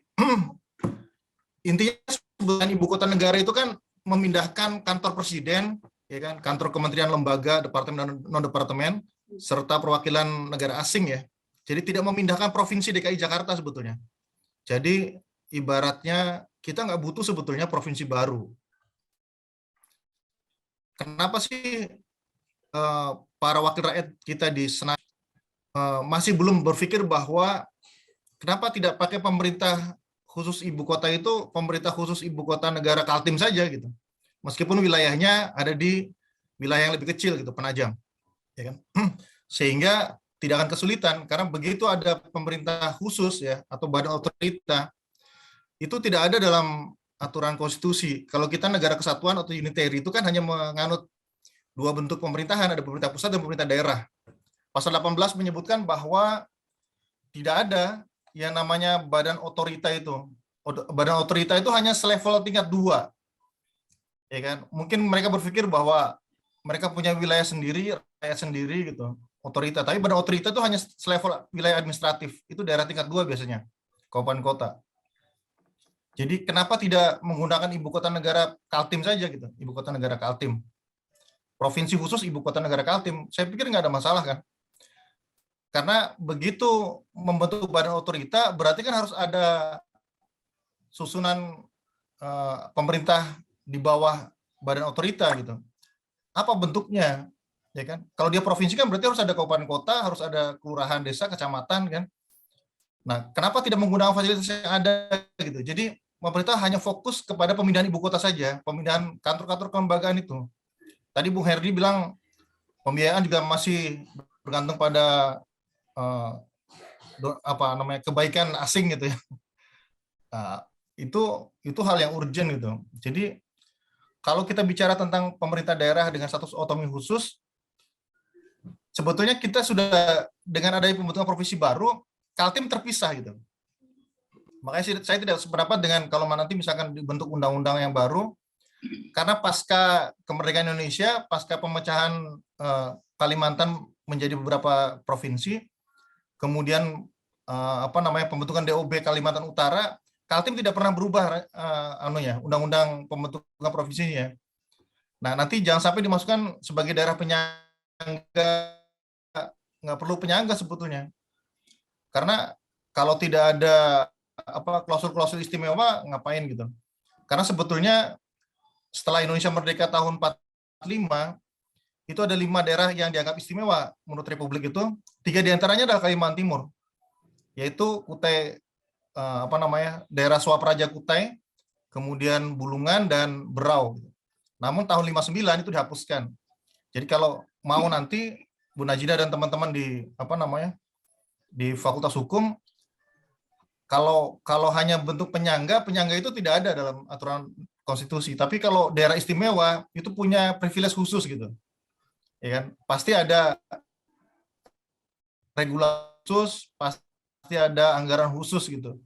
Tapi kalau hanya penyangga, kita ini kan selalu ditipu dengan kalimat-kalimat kita akan menjadi penyangga gitu. Padahal kalau otorita terbentuk berarti terpisah gitu. Badan otorita tersendiri terpisah dari provinsinya dengan Kalimantan Timur. Jadi kalau saya sebetulnya mendorong supaya yang pemindahan ini hanya lembaga saja, kantor kelembagaan pemerintah pusat gitu dan kementerian. Tapi kalau provinsi DKI kan tidak pindah. Nah, yang pindah ini kan sebetulnya PNS kementerian kan, bukan PNS Pemprov DKI kan. Karena kalau badan otorita terbentuk berarti harus ada susunan ke bawah. Tapi kelihatannya membentuk pemerintahan sendiri nih, nggak tahu. Tapi yang jelas pasti tidak sesuai dengan Undang-Undang Dasar 45 pasal 18 itu. Makanya menurut saya daripada dibingungkan, langsung aja DKI-nya DKI Kaltim gitu, daerah khusus ibu kotanya Kaltim. Meskipun wilayahnya nanti di Penajam. Jadi tentang nanti bagaimana KTP-nya, ya kan, masuk wilayah mana, apakah masuk wilayah perkantoran negara atau masuk wilayah kabupaten kota mana, nah kan Kaltim kan sudah ada. Mungkin itu aja Bu Najida dari saya terkait dengan bentuk pemerintahan ya. Saya usulnya itu aja. Makasih Bu Najida. Lanjut. Sama-sama Pak Taufik. Ya, terima kasih banyak Pak Taufik atas pemikirannya terkait bentuk pemerintahan di IKN ini. Selanjutnya ada Bapak Rustam yang sudah raise hand. Mungkin silahkan di turn on kameranya Pak untuk didengarkan bersama statementnya. Silahkan Bapak Rustam. Saya izin matikan kamera ya, karena agak tidak stabil ini. Dan Baik, mohon maaf Pak. saya Silakan. mohon maaf ini baru bergabung karena saya juga baru lihat link ini. Terima kasih sekali teman-teman di di Fakultas Hukum sudah mengadakan diskusi ini. Setidaknya ada 5 poin yang ingin saya sampaikan. Yang pertama bahwa diskusi atau pembahasan terkait dengan draft RUU IKN ini itu menurut saya nih tertutup. Sehingga tadi apa yang disampaikan terakhir tadi komentator terakhir tadi, saya yakin sekali Bapak itu tidak baca RUU yang di-share. Yang yang dibahas. Nah, kalau saya sempat dapat itu yang draft Desember ya, RUU itu. Saya tidak tahu, kalau tidak salah di pasalnya itu ada 30 sekian pasal. Kalau saya baca terkait dengan otorita itu adalah suatu badan yang disusun atau dibuat begitu dalam pembangunan. Jadi bukan dalam proses nanti ketika pemerintahan pindah ke IKN itu nanti akan ada provinsi sendiri dia. Seperti itu. Jadi otorita itu memang tidak untuk pemerintahan, tetapi bagaimana proses pembangunan IKN itu bisa berjalan dan diharapkan sampai tahun 2024 itu sudah selesai. Itu yang saya baca dari hasil interpretasi saya terhadap RUU itu. Tetapi sekali lagi bahwa RUU itu sepertinya didiskusikan dalam dalam waktu yang singkat dan tertutup, itu menurut saya. Sehingga kita tidak bisa memberikan atau berkontribusi untuk memberikan masukan yang lebih banyak. Seperti itu, dan kita sangat sulit untuk mengaksesnya. Itu yang pertama yang ingin saya komentari. Yang kedua terkait dengan kalau dia dalam bentuk provinsi sendiri, itu pasti ya. Kalau menurut RUU itu nanti dia akan provinsi sendiri dan ikan terpisah dari Kalimantan Timur. Nah, terkait dengan itu saya ingin melihat bahwa yang pertama terkait dengan dia menjadi provinsi sendiri nanti adalah terkait dengan kalau di dalam RUU itu kita tidak melihat sinergitas atau tidak terlihat adanya sinergi antara tata ruang provinsi Kalimantan Timur, baik yang sudah ada maupun yang sedang direvisi sekarang, dengan master plan atau rencana ruang di dalam IKN. Nah, ini juga yang perlu kita diskusikan juga. Kita juga tidak tahu selama ini bentuk dari ruang atau master plan IKN itu kita tidak pernah tahu. Apa yang akan dibangun di sana, bentuknya seperti apa, berapa luas ruang tertentu di dalam master plan itu, atau dalam tata ruang di dalam IKN itu kita tidak pernah tahu kan. Nah itu ya Kalimantan Timur tidak pernah diajak tuh kalau kita diskusikan misalnya dengan Pak Gubernur. Ya, Pak Gubernur nggak tahu tuh, itu urusan pusat, selalu jawabnya begitu kan. Atau misalnya kita diskusikan misalnya dengan Bupati Kukar misalnya, atau Bupati PPU. Saya yakin sekali beliau-beliau itu tidak tahu. Kenapa saya yakin sekali tidak tahu? Karena di dalam tata ruang, usulan tata ruang revisi Kalimantan Timur, ruang yang dipertahankan di dalam IKN untuk koridor satwa liar dari Sungai Wain ke Tahura Bukit Suharto oleh Pemkab Kukar itu diusulkan menjadi APL tuh dalam tata ruang revisi Kalimantan Timur. Itu artinya apa? Pertama, tidak ada sinergitas, tidak ada komunikasi, tidak ada keterlibatan antara diskusi yang bagus begitu antara pemerintah kabupaten, pemerintah provinsi Kalimantan Timur dengan otorita yang Bappenas mungkin di sini dalam hal ini yang menyusun ruang di IKN. Nah, yang begitu juga dengan RZWP 3K misalnya. Di dalam RZWP 3K Kalimantan Timur, Teluk Balikpapan itu dijadikan kawasan kawasan lindung tuh. Di dalam profil keanekaragaman hayati Provinsi Kalimantan Timur atau rencana induk pengelolaan keanekaragaman hayati Kalimantan Timur, Teluk Balikpapan itu diusulkan menjadi KEE, kawasan ekosistem esensial yang tidak boleh diganggu gugat. Nah, di dalam ruang IKN itu ada usulan-usulan untuk membangun pelabuhan misalnya, atau menggunakan pelabuhan ITSI untuk pembangunan IKN. Sementara di dalam KLHS IKN itu tidak disarankan untuk tidak menggunakan pelabuhan yang ada di dalam Teluk Balikpapan, tetapi menggunakan pelabuhan-pelabuhan yang sudah ada di Balikpapan. Nah, itu juga artinya apa? Bahwa ruang di dalam zona laut ini juga tidak sinergi dengan RZWP 3K Kalimantan Timur. Jadi seolah jalan sendiri-sendiri tuh.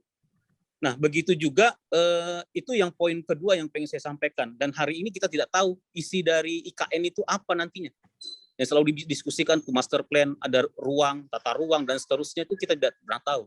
Yang katanya nih, teman-teman yang menyusun itu nanti akan dimasukkan ke dalam rencana induk.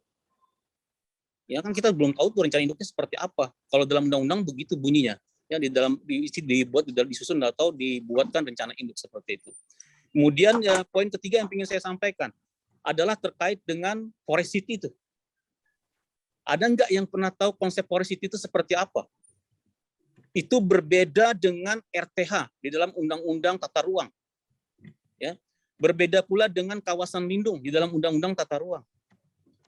Atau berbeda pula dengan hutan kota yang selama ini sudah ada.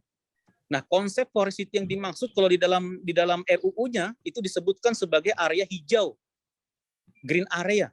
Nah, green area itu kalau di dalam undang-undang, di dalam tata ruang itu tidak pernah dikenal itu green area istilahnya. Yang ada kita tahu ada ruang terbuka hijau, kawasan lindung, atau hutan kota. Seperti itu. Nah, itu kalau di dalam RUU disebutkan 75% bentuknya nanti adalah green area seperti itu. Nah, green area yang dimaksud itu juga kita tidak pernah tahu kan. Kalau dalam tutupan hutan yang pernah didiskusikan selama ini, yang ada di KN itu, tutupan hutan yang ada sekarang itu hanya 59% tuh. Dari delineasi 256.000 itu. Itu poin ketiga. Poin keempat terkait dengan hak atas tanah tuh. HAT, hak atas tanah. Itu kalau kita baca di RUU-nya, itu kewenangannya keseluruhan ada di otorita. Nah, ini tadi yang sempat didiskusikan ya. Itu juga tidak pernah kita kenal ya. Kalau mengalihkan hak atas tanah itu kita tidak pernah kenal otorita. Yang kita kenal itu adalah lurah, camat, RT, ya kan seperti itu, atau badan pertanahan seperti itu. Nah, kalau di dalam IKN ini hak atas tanah keseluruhan kewenangannya ada di otorita. Nah, itu juga perlu juga didiskusikan, karena saya yakin sekali teman-teman di Fakultas Hukum lebih tahu terkait dengan terkait dengan itu ya, bagaimana hak kepemilikan atas tanah dan seterusnya itu. Kemudian berikutnya adalah luasannya itu selalu berubah-ubah tuh. Saya termasuk dalam KLHS IKN. Pada saat kami menyusun KLHS Master Plan IKN itu, luasnya tidak seperti dalam RUU ini. Ada kepentingan-kepentingan tertentu yang menggeser-geser tuh berapa luasan dan seterusnya, yang itu perlu juga didiskusikan. Tetapi di dalam RUU ini jumlah luasannya sudah termaktub di situ, sudah termuat begitu. Mungkin itu sedikit komentar dari saya. Mohon maaf jika tidak berkenan. Terima kasih teman-teman di Fakultas Hukum sudah memfasilitasi diskusi ini. Assalamualaikum warahmatullahi wabarakatuh. Waalaikumsalam warahmatullahi wabarakatuh. Ya, terima kasih Pak Rustam. Mohon izin Pak Rustam dari instansi di apa? Saya staf pengajar di Fakultas Kehutanan, Unmul. Oke. Mohon izin Pak Taufik tadi dari instansi. Sospol. Oke, baik. Ya, terima kasih Pak Rustam. Setidaknya ada 5 poin tadi yang sudah berhasil saya catat yang menjadi muara dari pendapat Pak Rustam. Selanjutnya mungkin Bapak Andi Medianur, karena sudah raise hand. Iya, Ya. terima kasih Ibu. Ya, Mohon silakan izin- disebutkan instansinya Bapak sebelumnya. Terima kasih. Ya, mohon izin sebelumnya untuk tidak mengaktifkan kamera, Ibu. Ya, Assalamualaikum warahmatullahi wabarakatuh. Saya Andi Medianur, mahasiswa Fakultas Hukum angkatan 2017. Jadi di sini saya sedikit aja Bu ya untuk mengomentari terkait kemarin ada saya dapat undangan konsultasi publik terkait rancangan undang-undang ini. Jadi di situ saya mendapatkan undangan dan saya coba baca gitu kan terkait undangan ini, yaitu konsultasi publik tentang ibu kota negara. Bentar, saya menyelesaikan ini dulu, BKD dulu. Ditunggu. Sebentar dulu, Napan. Mohon izin Bapak Ibu, mohon dimatikan dulu kamera. Ya, terima kasih. Silakan Mas Ya. Andi. Ya, saya lanjut ya. Ya, tapi saya baca terkait daftar undangannya ini tidak ada melibatkan sama sekali masyarakat Kaltim gitu. Bahkan saya bersama 2 perwakilan teman saya dari BEM Fakultas Hukum Unmul, ketika saya ingin masuk ke dalam konsultasi tersebut, karena di sini tidak jelas ya, terkait daftar undangannya ada melampirkan ketua dan sekretaris lembaga gitu. Jadi saya bersama 2 teman saya perwakilan dari BEM FH, coba untuk masuk gitu, untuk mengikuti konsultasi, tapi tidak diperbolehkan. Kemudian saya dari luar mengikuti kegiatan ini karena tidak diperbolehkan masuk. Saya rasa jangan sampai Unmul ini menjadi apa ya? Menjadi stempel bahwa seakan-akan ini sudah konsultasi ini sudah berjalan dengan sebagaimana mestinya dan telah melibatkan masyarakat Kaltim seperti itu. Saya rasa ini lucu sekali gitu karena kegiatan konsultasi publik ini sekitar 1,5 jam aja kalau nggak salah kemarin dilaksanakan. Sedangkan kita mahasiswa aja kalau mau mubes gitu bahas ADART bisa sampai 2 hari gitu. Tapi konsultasi publik ini 1,5 jam aja gitu diadakan. Jadi saya jangan sampai Unmul ini menjadi stempel bahwa seakan-akan konsultasi publik ini sudah mewakili masyarakat Kaltim gitu. Mungkin itu aja dari saya Bu, karena itu menjadi keresahan kami. Jadi kemarin kami bangun konsolidasi bersama kawan-kawan. Jadi kita aksi di depan ruangan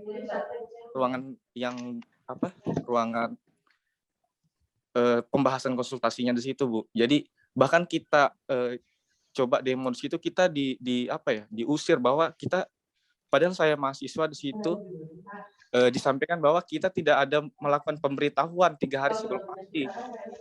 Padahal undangan itu kita dapat sehari sebelum acara itu berlangsung. Ya, oke. Sudah saya note poin yang dimaksud oleh Mas Andi. Ya, terima kasih. Ya, Oke, terima kasih banyak Mas Andi atas pendapatnya. Selanjutnya, raise hand berikutnya ada Bapak Yohana Tiko. Ya, terima kasih Mbak Ibu Grelit. Ya, silakan Ibu. Sudah sering memang saya dipanggil Bapak dengan nama Yohana Tiko. Mungkin perlu pakai gambar, Bu. Ya, saya tidak aktifkan kamera ya, karena memang silakan. jaringan kita ini tidak stabil dari tahun kemarin ya. Mohon maaf, dari instansi di mana, Ibu? Ya, saya dari Walhi Kaltim. Oke, silakan, monggo Bu.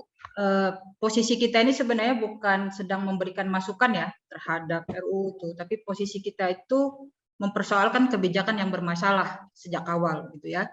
Tadi sudah disampaikan juga banyak oleh Pak Rustam yang menjadi dasar permasalahannya yang tidak transparan dalam rencana pemindahan itu.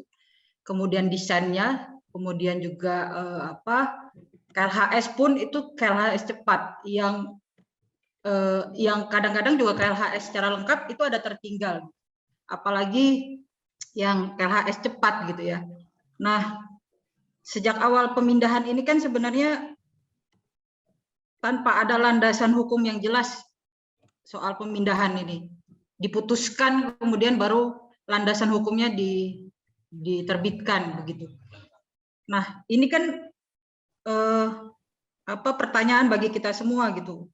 Kenapa dia menetapkan itu tanpa ada landasan hukumnya dan tidak mempertimbangkan daya dukung dan daya tampung lingkungan yang ada di Kalimantan Timur? Kita sama-sama ketahui 2 tahun terakhir nih masif sekali itu banjir di daerah Sepaku, daerah Bumi Raya gitu ya dan sekitarnya. Nah, itu tidak menjadi pertimbangan bagi Pansus RUU IKN ini untuk tidak mengesahkan RUU IKN itu sendiri gitu ya, tapi malah mempercepat itu. Nah, kemudian RUU ini mengulang kembali proses penetapan undang-undang Cilaka ya, Cipta Kerja yang kita tahu gitu ya. Karena yang kita tahu undang-undang Cipta Kerja ini sudah cacat formil gitu. Dan di dalam MK juga sudah memutuskan bahwa ini undang-undang yang institusional gitu ya. Jadi ini mengulang kembali begitu.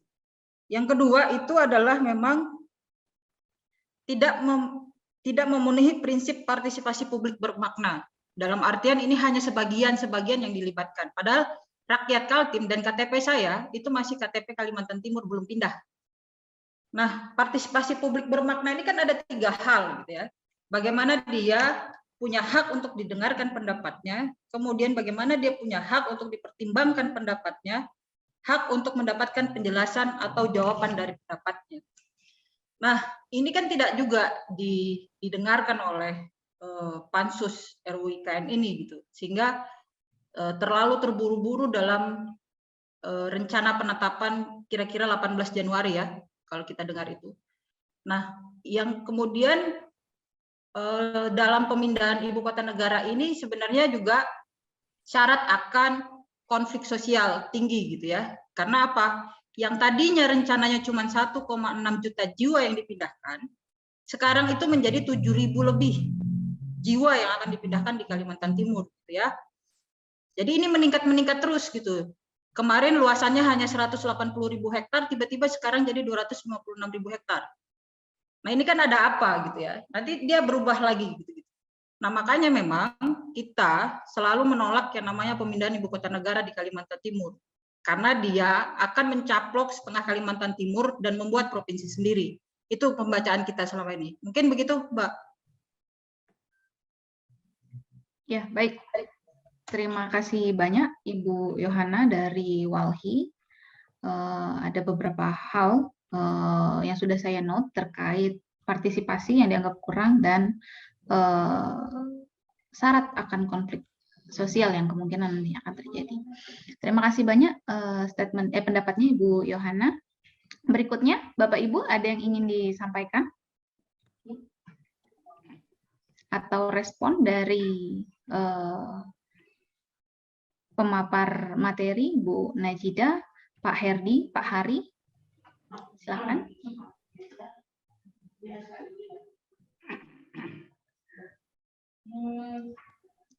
Oh, oke. Ada yang ingin urun rembuk lagi? Bapak Viko. Ya. Silakan Bapak. Mohon disebutkan instansinya, Pak. Waktu Ya, dan tempat terima yang kasih Ibu Moderator, juga Bu Najidah yang telah mengundang. Ini diskusi yang sangat bagus, injury time ya, menjelang pengesahan RUU IKN. Dan saya lihat memang kita juga mengalami krisis pendiskusian secara formal yang dibawa dalam ruang ataupun dalam Zoom untuk membahas IKN.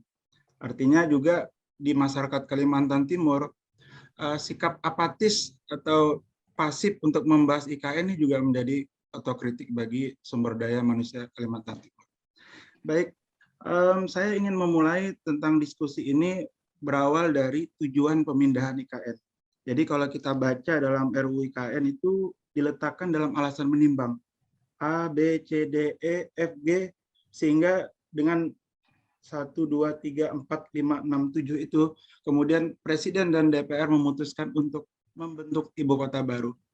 Nah, Bapak dan Ibu, ada sejumlah pertanyaan yang memang belum dibahas dengan jelas oleh pusat, yaitu pemindahan ibu kota yang menggunakan anggaran 500 triliun ini, apakah sebagai pusat pemerintahan saja, atau juga ikut turut sebagai pusat ekonomi atau kawasan industri. Kalau kita lihat dalam draft undang-undang, memang disebutkan sebagai pusat pemerintahan. Tetapi, apakah logis 500T hanya sebagai pusat pemerintahan? Nah, ini juga menjadi sebuah catatan kita. Tetapi kalau kita melihat dalam pasal-pasal di bawahnya itu disebutkan bahwa pemindahan ibu kota itu turut ikut ekonominya. Misalnya di pasal 5, yaitu kota sebagai penggerak ekonomi Indonesia di masa depan. Nah, ini juga pasal 5 ayat 1 agak sedikit membingungkan redaksi kalimatnya. Penggerak ekonomi Indonesia di masa datang itu apakah sebagai tempat mengambil kebijakan keputusan ekonomi oleh badan otorita atau sekaligus sebagai pusat pertumbuhan ekonomi dan industri-industri di kawasan IKN. Nah, ini juga harus diperjelas oleh sebab kita membayangkan kalau 5, 10, 15 tahun itu, kalau dia hanya sebagai pusat pemerintahan, pertambahan penduduk tidak drastis. Kalimantan Timur tidak akan mendapat persoalan-persoalan sosial, ekonomi, lingkungan, dan lain-lain, kalau hanya sebagai pusat pemerintahan. Berdasarkan hasil studi, 31 pemindahan ibu kota di seluruh dunia, kalau hanya sebagai pusat pemerintahan. Tetapi RUU IKN ini semacam ambigu, sebagai pusat pemerintahan saja atau sebagai ikut pusat ekonomi. Kalau sebagai pusat ekonomi, Bapak dan Ibu, maka pertambahan penduduk akan drastis meningkat. Ada pertanyaan, Samarinda ini sebenarnya kapasitas penduduknya itu maksimal berapa juta jiwa sih? Sehingga masyarakat bisa menghirup udara dengan nyaman, berlalu lintas dengan lancar, beraktivitas sosial ekonomi dengan nyaman. Nah, ini juga harus dibaca oleh pihak pembuat IKN bahwa pengendalian jumlah penduduk harus masuk dalam baik Perpres atau UU IKN atau rencana induk IKN yang akan menjadi turunan dari UU IKN. Itu hal yang ingin saya sampaikan, kerisauan sebenarnya Bapak Ibu ya. Saya tidak ke badan otorita, nanti biar teman-teman Fakultas Hukum yang membahasnya. Saya lebih kepada hal-hal yang berkaitan dengan Kalimantan Timur mau jadi apa saat IKN. Dan yang kedua, kalau kita lihat Undang-Undang DKI Jakarta atau nomor 29 tahun 2007, DKI sebagai ibu kota negara. Saya ingin sekaligus melengkapi apa yang disampaikan Pak Tok. Pasal 27, pasal 28, pasal 29, UU DKI 29 2007 itu jelas menyebutkan Provinsi Banten, Provinsi Jawa Barat adalah penyangga bagi DKI Jakarta. Tidak hanya disebutkan sebagai penyangga, tapi juga ada penjelasan eksplisit ABCD sebagai apa Jabar dan Banten menyangga DKI Jakarta. Pertanyaan kita adalah, kenapa IKN yang 100% akses masuknya itu lewat Kalimantan Timur, tetapi Kalimantan Timur tidak disebutkan dalam RUU IKN? Saya tadi berpikir-pikir ini bisa di judicial review nih. Karena UUD 45 itu jelas pembukaan UUD 45. kemakmuran untuk seluruh rakyat Indonesia. Jadi saya tadi lihat situs IKN Go ID di poin ke-8 itu kemiskinan 0% di IKN. Itu nggak boleh. Tidak boleh ada satupun kebijakan pemerintah menyebutkan di sebuah kawasan kota itu 0% kemiskinan tanpa melibatkan mengajak provinsi kawasan lain untuk menjadi bagian 0% kemiskinan. Jadi kalau di sana IKN 0% kemiskinan, Kaltim tidak dibahas, maka itu sebenarnya berpotensi melanggar tujuan pencapaian bernegara kita, yaitu kesejahteraan untuk seluruh rakyat Indonesia dan sila kelima keadilan sosial bagi seluruh rakyat Indonesia. Jadi saya kalau boleh mengusulkan prinsip ke-8 pembangunan IKN untuk direvisi lagi, jangan 0%. Itu kan disebutkan 0% kemiskinan di tahun 2035, nggak boleh. Jadi yang di tepi-tepi non-IKN itu masih miskin 5%, 10% itu gimana? Itu nggak boleh dalam konstitusi. Dan yang terakhir adalah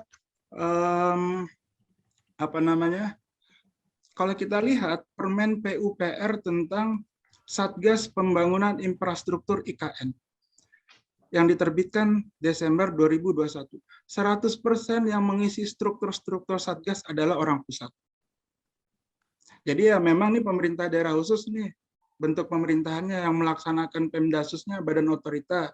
Badan Otorita oleh lintas kementerian, sektoral fisiknya oleh PUPR, oleh Satgas Infrastruktur. Semestinya Satgas itu juga harus melibatkan orang daerah dalam rangka mengakomodasi pembangunan di sekitar kawasan IKN, bahkan di dalam IKN itu sendiri. Oleh sebab itu saya mengira-ngira. Jadi isi kepala saya dibuat mengira-ngira oleh undang-undang tersebut, oleh Satgas tersebut. Ada sedikit karakteristik sentralistik dalam RUU IKN, dalam Permen PUPR tentang Satgas.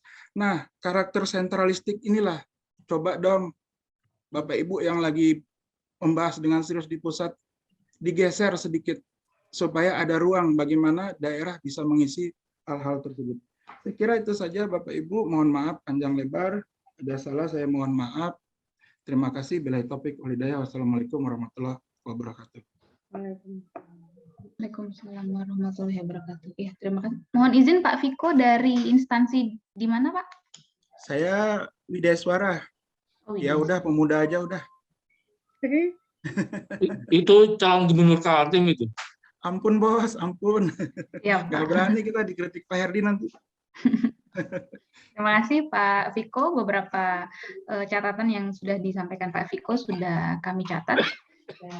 Mungkin dari Bapak Ibu yang lain ada yang ingin disampaikan lagi?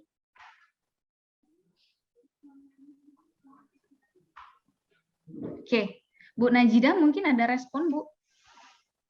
Iya, ada catatan ya menurut saya. Pak Mas Viko itu tadi bilang apakah ini dipindahkan sebagai pusat pemerintahan saja atau ekonomi juga pindah atau memang jadi pusat pemerintahan. Sebenarnya tadi juga sudah di sendiri gitu, tapi kan dijawab Mas Viko sendiri. Tapi kalau kita lihat dalam pasal 12 urusan pemerintahan, boleh sedikit saya bacakan, kewenangan pemerintahan khusus IKN dalam pengelolaan wilayah IKN mencakup seluruh urusan pemerintahan kecuali urusan bidang politik luar negeri, pertahanan, keamanan, justisi, moneter, fiskal, nasional, dan agama. Jadi memang yang pindah bukan ini the next, bukan hanya menjadi pusat pemerintahan. Zona-zona ekonomi juga di sini, sehingga memang pembangunan itu akan luar biasa ke depannya. Nah, bagaimana ini dipertanyakan, kita bicara daya dukung dan bicara bagaimana posisi pemerintah Provinsi Kaltim hari ini yang harus kita telaah betul, harus kita suarakan betul kewenangan apa sih, dan badan otorita ini yang bagaimana, ini yang sebenarnya harus dijawab oleh para pembuat undang-undang ini, sehingga potensi untuk inkonstitusional, potensi untuk terlalu eksekutif heavy itu bisa kita cegah di awal-awal semacam ini. Karena kita tahu begitu undang-undang itu jadi dan itu akan diikuti oleh undang-undang yang sifatnya eksekutorial, sifatnya teknis, itu cukup sulit untuk membendungnya. Nah, itu yang ingin saya sampaikan, terutama yang terkait dengan Pak Taufik. Yang pertama tadi, memang kita tidak membutuhkan provinsi baru semacam itu, dan memang saya rasa akan cukup sulit mengingat membentuk DUP baru itu juga persyaratannya luar biasa. Tentunya keputusan yang diambil akan lebih bagus ya, memanfaatkan yang sudah ada. Tentunya ini juga ada konsekuensi-konsekuensi ketika Provinsi Kalimantan Timur berubah menjadi daerah khusus semacam itu. Sehingga sebenarnya RUU ini juga membutuhkan apa itu kekhususan agar tafsir yang ada dalam Undang-Undang Dasar 45 itu tidak ditafsirkan lain-lain semacam itu. Ini pentingnya menetapkan terlebih dahulu fondasi, bodinya, bentuknya apa, baru nanti anggaran mengalir dan lain sebagainya itu. Pentingnya di situ karena memang ini dasar-dasar. Saya juga tidak bisa menggambarkan, membayangkan bagaimana tadi yang dikemukakan Pak Rustam tentang sinergitas tata ruang, baik ruang darat maupun di perairan, zona-zona dalam wilayah laut. Ini kan yang sungguh luar biasa. Ketika itu tidak ada sinergitas. Dan hari ini sama sekali memang tidak diketahui oleh masyarakat, bahkan mungkin pemerintah provinsi sendiri juga tidak tahu apa itu rencana induk IKN itu bagaimana. Yang satunya bicara forest city, sedangkan undang-undang yang akan melegalisasi yang ada hari ini itu berbeda tadi yang dikatakan oleh Pak Rustam dari Fakultas Kehutanan. Betul Pak Rustam, hari ini berbeda banget yang namanya forest city dengan hutan lindung, hutan kota, dan lain sebagainya. Dan itu tentunya akan mendegradasi hutan kita yang ada, atau sisa-sisa hutan saya sebutkan di sana, karena itulah basic kebijakan. Bapak Ibu sekalian, adanya ibu kota negara ini berpindah ke Kalimantan Timur tentunya diprediksi oleh sebagian ekonom akan memberikan dampak positif dalam pembangunan terkait dengan kesejahteraan dan lain sebagainya. Namun demikian ada ranah-ranah hukum, ada ranah-ranah yang saya katakan itu tata laksana, tata penyelenggaraan, tata administratif, sehingga akan berdampak pada tata berkebangsaan, bermasyarakat, dan lain sebagainya. Actually, termasuk tanah yang sangat menjadi problem sampai hari ini. Tanah yang sudah berpuluh-puluh tahun bermasalah, tiba-tiba diberikan hak privilege yang luar biasa kepada sebuah otorita yang belum jelas bentuk dan kewenangannya untuk diutamakan dalam pembelian tanah pada wilayah IKN. Saya takut dalam bahasanya ada VOC baru semacam itu. Dan kalau memang selalu berubah, pasti akan selalu berubah konsep besaran, kuantitas tanah, kuantitas penduduk, dan lain sebagainya. Ini yang di level, dan itu semua di level regulasi.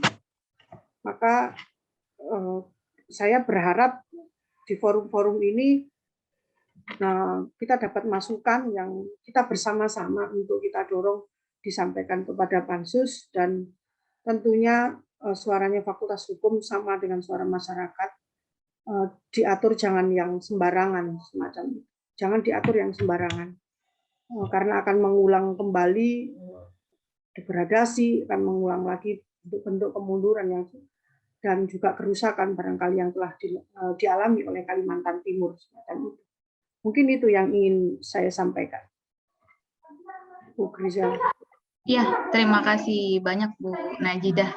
Memang pada dasarnya ini adalah bukti intensnya kita terhadap RUU IKN ini.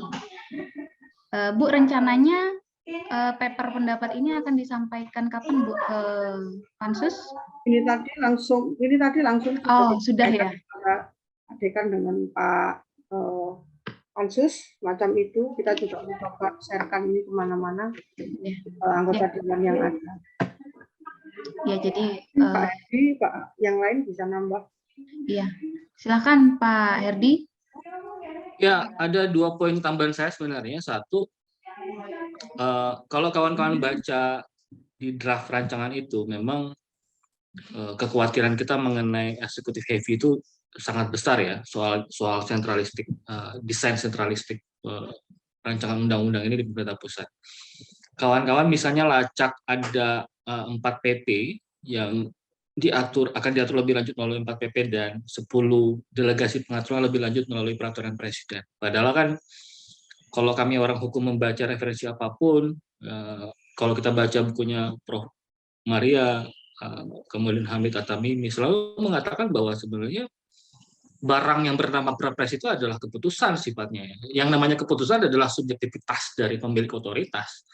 Nah, pertanyaannya adalah kalau kemudian diatur lebih lanjut melalui Perpres, maka aspek subjektivitasnya akan jauh lebih besar dibanding apa kebutuhan kita secara objektif terhadap ibu kota negara. Yang kedua, kalau kemudian itu diatur melalui Perpres, kekhawatiran terbesar kita adalah bagaimana mekanisme kontrolnya.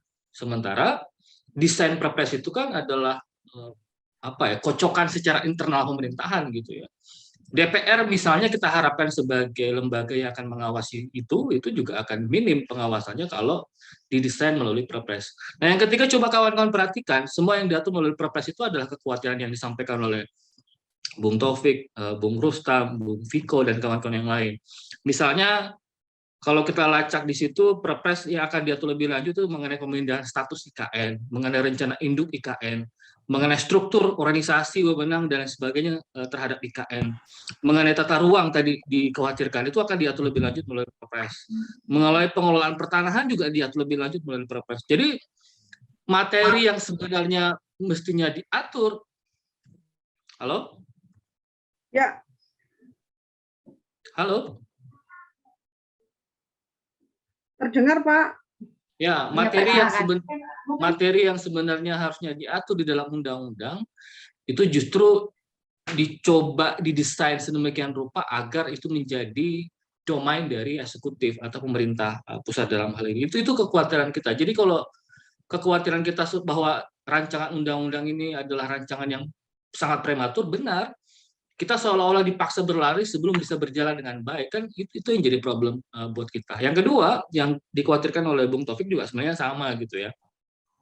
Kalau kita buka atau baca baik-baik naskah akademik itu kan sebenarnya memang penyusun rancangan undang-undang ini itu mengeksplor mengenai desain pemerintahan di ibu kota itu. Ada 4 desain yang coba ditawarkan. Satu memang menawarkan daerah otonomi baru dan saya pikir itu sulit. Yang kedua, kawasan khusus sebagaimana yang kita kenal selama ini. Cantolannya ada di ketentuan pasal 360 Undang-Undang Pemerintahan Daerah. Itu memang dikenal di sana termasuk dalam pembentukan ibu kota negara. Boleh menggunakan itu. Itu tadi yang ditawarkan oleh Bung Taufik ya soal kawasan khusus. Misalnya penetapan langsung terhadap provinsi ataukah kabupaten kota yang ada di Kalimantan Timur. Itu desain kedua yang coba ditawarkan. Nah, desain ketiga itu menyangkut penggabungan antara konsep pertama dan konsep kedua, buat otonomi baru dulu, baru kemudian ditetapkan sebagai kawasan khusus. Atau kalau di dalam bahasa kami, di dalam kajian hukum tata negara, ya sebenarnya nomenklatur yang kita kenakan sebenarnya adalah pemerintahan daerah yang bersifat khusus gitu ya. Nah, cuman pada akhirnya konsep keempat yang kemudian dipakai dan diinternalisasi di dalam rancangan undang-undang ini, yang mereka sebut sebagai pemerintahan khusus ibu kota, yang sama sekali memang tidak punya dasar yang cukup memadai di dalam konstitusi ataupun undang-undang yang mengatur lebih lanjut mengenai konsep pemerintahan itu. Jadi kita bisa lihatlah bagaimana semacam kegagalan berpikir mengenai bagaimana desain atau konsep pemerintahan itu. Makanya Kalau kami sebenarnya memang lebih menganggap hal yang paling memungkinkan kalau bicara soal itu adalah soal kawasan khusus itu. Kira-kira begitu tambahannya. Ya, baik. Terima kasih banyak Pak Herdi. Ada beberapa poin tambahan lagi yang disampaikan oleh Pak Herdi terkait pemaparan pertama. Mungkin dari Pak Hari ada respon terkait. Saya kira cukup Bu Gri. Baik, terima kasih Pak Hari. Bapak Ibu, apakah masih ada yang ingin berstatement? Saya mungkin yang terakhir, Bu Griselda. Silakan Pak. Mungkin bukan hanya kami ya di Fakultas Hukum yang ada di ruangan ini, dan mungkin masih banyak juga masyarakat Kalimantan Timur. 3 juta lebih warga Kalimantan Timur saya pikir juga mewakili banyak keresahan-keresahan yang sama seperti yang kita diskusikan. Nah, mungkin saya sekaligus ingin mengajak kawan-kawan, kira-kira saya pikir kita masih bisa melakukan lebih dari inilah ya. Lebih dari sekedar kita mengkaji, tetapi juga butuh respon secara politik. Kita sebenarnya berharap bahwa pemerintah Kalimantan Timur juga mengambil sikap secara tegas bagaimana pembahasan rancangan undang-undang IKN ini, tetapi kita juga tidak perlu menunggu lama bagaimana pemerintah provinsi bergerak merespon ini ya. Saya mungkin mau mengusulkan kira-kira ada nggak yang bisa kita lakukan bareng-bareng terkait dengan respon atau penyikapan mengenai rancangan undang-undang ini. Kita ingin memperlihatkan bahwa ya Kalimantan Timur bukan orang yang semacam anak ayam yang duduk begitu saja menunggu induknya gitu ya. Tetapi kita juga punya ruang untuk mengeksplor dan menyatakan sikap sendiri sebagaimana apa yang menjadi hak kita sebenarnya yang ada di Kalimantan Timur. Jadi saya mengusulkan kira-kira mungkin pasca ini ya ada pertemuan lebih lanjut untuk menegaskan kembali bahwa kemudian Fakultas Hukum sudah menyampaikan hasil kajian kami sendiri secara kelembagaan, itu mungkin akan menjadi modal kami untuk bersenyawa dan kawan-kawan yang lain untuk melakukan penyikapan yang mungkin jauh lebih meluas dari sekedar ruangan Zoom ini. Kira-kira begitu usulan saya. Ya, terima kasih banyak Pak Herdi atas statementnya. Ya Bapak Ibu sekalian, memang pada dasarnya ketika kita lihat, kita diskusikan bersama, ternyata masih banyak sekali poin-poin yang bisa dimasukkan dalam catatan kritis yang coba diusung oleh tim Fakultas Hukum Universitas Muhammad Warman. Kalau teman-teman kalau Bapak Ibu sudah mengakses tadi di kolom chat, Bapak Mahendra sudah men-share catatan kritis atas RUU IKN yang akan diserahkan ke Pansus. Mengingat banyak sekali kembali masukan yang diterima oleh Fakultas Hukum, maka bisa Bapak Ibu untuk menelurkan catatan pemikiran-pemikirannya tersebut dalam catatan yang nanti bisa di-email ke sekdek.fhunmul@gmail.com. Saya ulang, sekdek.fhunmul@gmail.com. Nanti akan saya tuliskan di kolom chat terkait email penyampaian aspirasi dari Bapak Ibu sekalian. Oke, sepertinya masih ada yang raise hand, Bapak Eko Priyotomo. Ya, Silakan. terima kasih Mbak dari masyarakat Kaltim. Assalamualaikum warahmatullahi wabarakatuh. Waalaikumsalam warahmatullahi Ya, wabarakatuh. rupanya memang menarik sekali perdebatan tentang RUU IKN ini setelah banyak pencerahan dari bapak-bapak tadi, baik narasumber maupun dari rekan-rekan yang lain. Jadi saya kira mungkin saya juga tertarik menelusuri apakah pernah ada undang-undang tentang IKN itu. Ternyata menemukan nomor 10 tahun 64 itu pun tidak komprehensif, hanya sekedar menyatakan ibu kota raya DKI dinyatakan sebagai pusat ibu kota itu aja. Dan di situ tercantum juga tidak akan ada memindahkan. Tetapi tidak ada sesuatu yang tidak mungkin karena hanya Al-Quran aja yang tidak boleh dirubah. Terkait dengan masalah ini, ya memang tentunya RUU ini seharusnya apakah konsep daripada RUU ini yang penting perubahan status. Misalnya ibu kota Jakarta sudah tidak menyandang lagi sebagai ibu kota. Yang penting itu setuju dulu dipindah. Kalau setuju maka di sini di RUU ini harus dituangkan, maka ada perpindahan. Nah kemudian kalau sudah ada perpindahan, prinsip-prinsip utama apa yang perlu diatur, karena proses perpindahan itu kan butuh waktu, butuh pemikiran sebagaimana tadi ini, belum lagi berbicara tata ruang dan sebagainya yang disampaikan oleh Pak Rustam.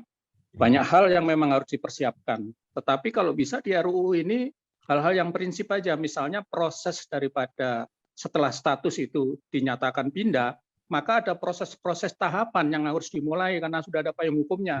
Karena sekarang untuk memulai mengarahkan anggaran aja kepada proses-proses tahapan itu sudah dinyatakan ilegal karena belum ada pernyataan status ibu kota negara. Nah ini kan jadi masalah juga. Kalau memang sudah sepakat pindah ya udah, RUU ini sudah harus menjadi payung kepindahan. Perkara di dalamnya dikaji oleh rekan-rekan hukum Fakultas Hukum Unmul. Nah ini tentunya juga nanti menjadi catatan. Saya kira mungkin tidak perlu harus terlalu luas apa yang diatur di sini, tapi prinsip-prinsip utamanya aja. Misalnya tentang wilayah. Nah, maka wilayah ini apakah perlu ditetapkan batasannya dulu atau tidak perlu atau akan diatur lebih lanjut kemudian, tetapi ada cantolannya di sini. Nanti itu dari rekan-rekan di hukum. Yang penting pemindahan ini setuju atau enggak? Setuju. Nah, maka perlu dipayungi hukum. Prosesnya bagaimana sampai ada kepindahan setelah ada status kepindahan ini? Tentunya misalnya pembangunan, misalnya kajian-kajian, itu sudah mulai diberikan anggaran dari pusat, yang tentunya tujuannya untuk IKN, sudah ada kepastian itu. Kalau sudah pindah, ini kan belum ada kepastian kalau ini nggak ditetapkan. Pindah apa enggak ini? Gitu. Nah ini perlu kepastian dulu status itu. Kalau sudah status pindah, maka apa perlu diatur di dalam RUU ini, tidak terlalu rinci, tetapi ada tahapan-tahapan yang terkait dengan itu. Tidak ada semudah itu, tetapi yang penting setuju pindah enggak ini? Misalnya RUU itu hanya mengatur status pindah, ya sudah pindah. Tinggal nanti bagaimana ini, apakah 5 tahun, apakah 10 tahun, proses persiapannya apakah 20 tahun. Nah ini yang perlu pemikiran lebih lanjut. Saya kira demikian Mbak dari masukan saya terkait dengan RUU IKN ini. Terima kasih. Ya, terima kasih banyak Pak Eko Priyo. Memang pada dasarnya kita harus ada kesamaan dulu, setuju pindah atau enggak, gitu ya Pak ya. Baru kemudian diatur pondasinya seperti yang dibilang oleh Bu Najidah, diperkuat pondasinya. Oke, baik. Berdasarkan catatan saya sudah ada 6 orang yang sudah memberikan urun rembuk dalam penyampaian catatan terkait RUU IKN ini. Mungkin sampai nanti malam Kak Bu, partisipasi usulan ini diterima atau bagaimana Bu? Boleh. Sampai nanti malam ya Bu? Ya, boleh. Jadi besok sebelum disahkan sudah terkirim ke Saya upayakan untuk bisa mengirim sama. Kalau usulan Fakultas Hukum sudah terkirim, tapi hasil narasi notulensi hari ini tambahan dari beberapa masyarakat juga akan disampaikan. Ya, terima kasih banyak Bu Najidah. Oke, mungkin ada closing statement Bapak Ibu Najidah sebelum kita tutup diskusi kita hari ini. Ya, saya pikir diskusi ini adalah bentuk juga pembangunan bukan hanya masyarakat Kaltim, tapi juga bagi bangsa Indonesia. Pak Eko ini tadi menyampaikan tentang prinsip-prinsip. Sesungguhnya kita ini berdiskusi dalam rangka membangun fondasi agar desainnya nanti ke depan, apapun yang didesain dengan cara apapun, itu kokoh bangunannya. Dan pembangunan IKN itu bukan hanya sekedar membangun memindahkan bangunan dan orang semata, tapi juga membangunkan sebuah tata kehidupan bernegara, berbangsa, berpemerintahan dan juga bermasyarakat. Ini yang menjadi alasan langkah kita harus disertai dengan prinsip kehati-hatian, tidak sembrono, dan bahasanya tidak gegabah semacam itu. Jika memang dirasakan hari ini dalam pembahasan semacam ini sebenarnya juga bukan hanya diresahkan oleh Fakultas Hukum, oleh sebagian masyarakat juga, alangkah baiknya inilah yang menjadi suara. Dan tentunya ini tidak bisa hanya dilakukan oleh Fakultas Hukum atau Unmul sendiri. Masyarakat Kaltim yang hari ini hadir dengan kelembagaannya tentunya harus bersuara semacam itu. Tidak bisa hanya menunggu, kalau bahasanya Pak Herdi tadi, induknya, atau menunggu angin segar, atau mungkin menunggu budi baik pemerintah pusat. Tidak. Dalam bersuara, setiap orang dijamin kebebasannya untuk berpendapat. Terima kasih. Mungkin itu Bu Grisel yang ingin saya sampaikan. Sama itu nanti ada yang Ya. Terima kasih banyak Bu Najidah. Terima kasih kepada Bapak Dekan, apa masih ada di ruangan? Sudah. Iya, Pak Dekan. Sudah live. Oke. Baik. Berikut tadi sudah disampaikan oleh Bu Najidah, memang pada dasarnya ini untuk pelaksanaan hak partisipasi kita dalam pembentukan RUU IKN sendiri, ini sebagai bentuk catatan kritis kita kepada pemerintah pusat terkhusus. Itu tadi yang sudah disampaikan oleh pemateri dan Bapak Ibu sekalian. Semoga apa yang menjadi diskusi hari ini bermanfaat bagi kita, terutama masyarakat Kalimantan Timur dan masyarakat Indonesia khususnya. Kurang lebihnya mungkin saya mohon maaf jika ada kekurangan dalam memandu acara Zoom ini. Kurang lebihnya saya mohon maaf. Saya akhiri. Assalamualaikum warahmatullahi wabarakatuh.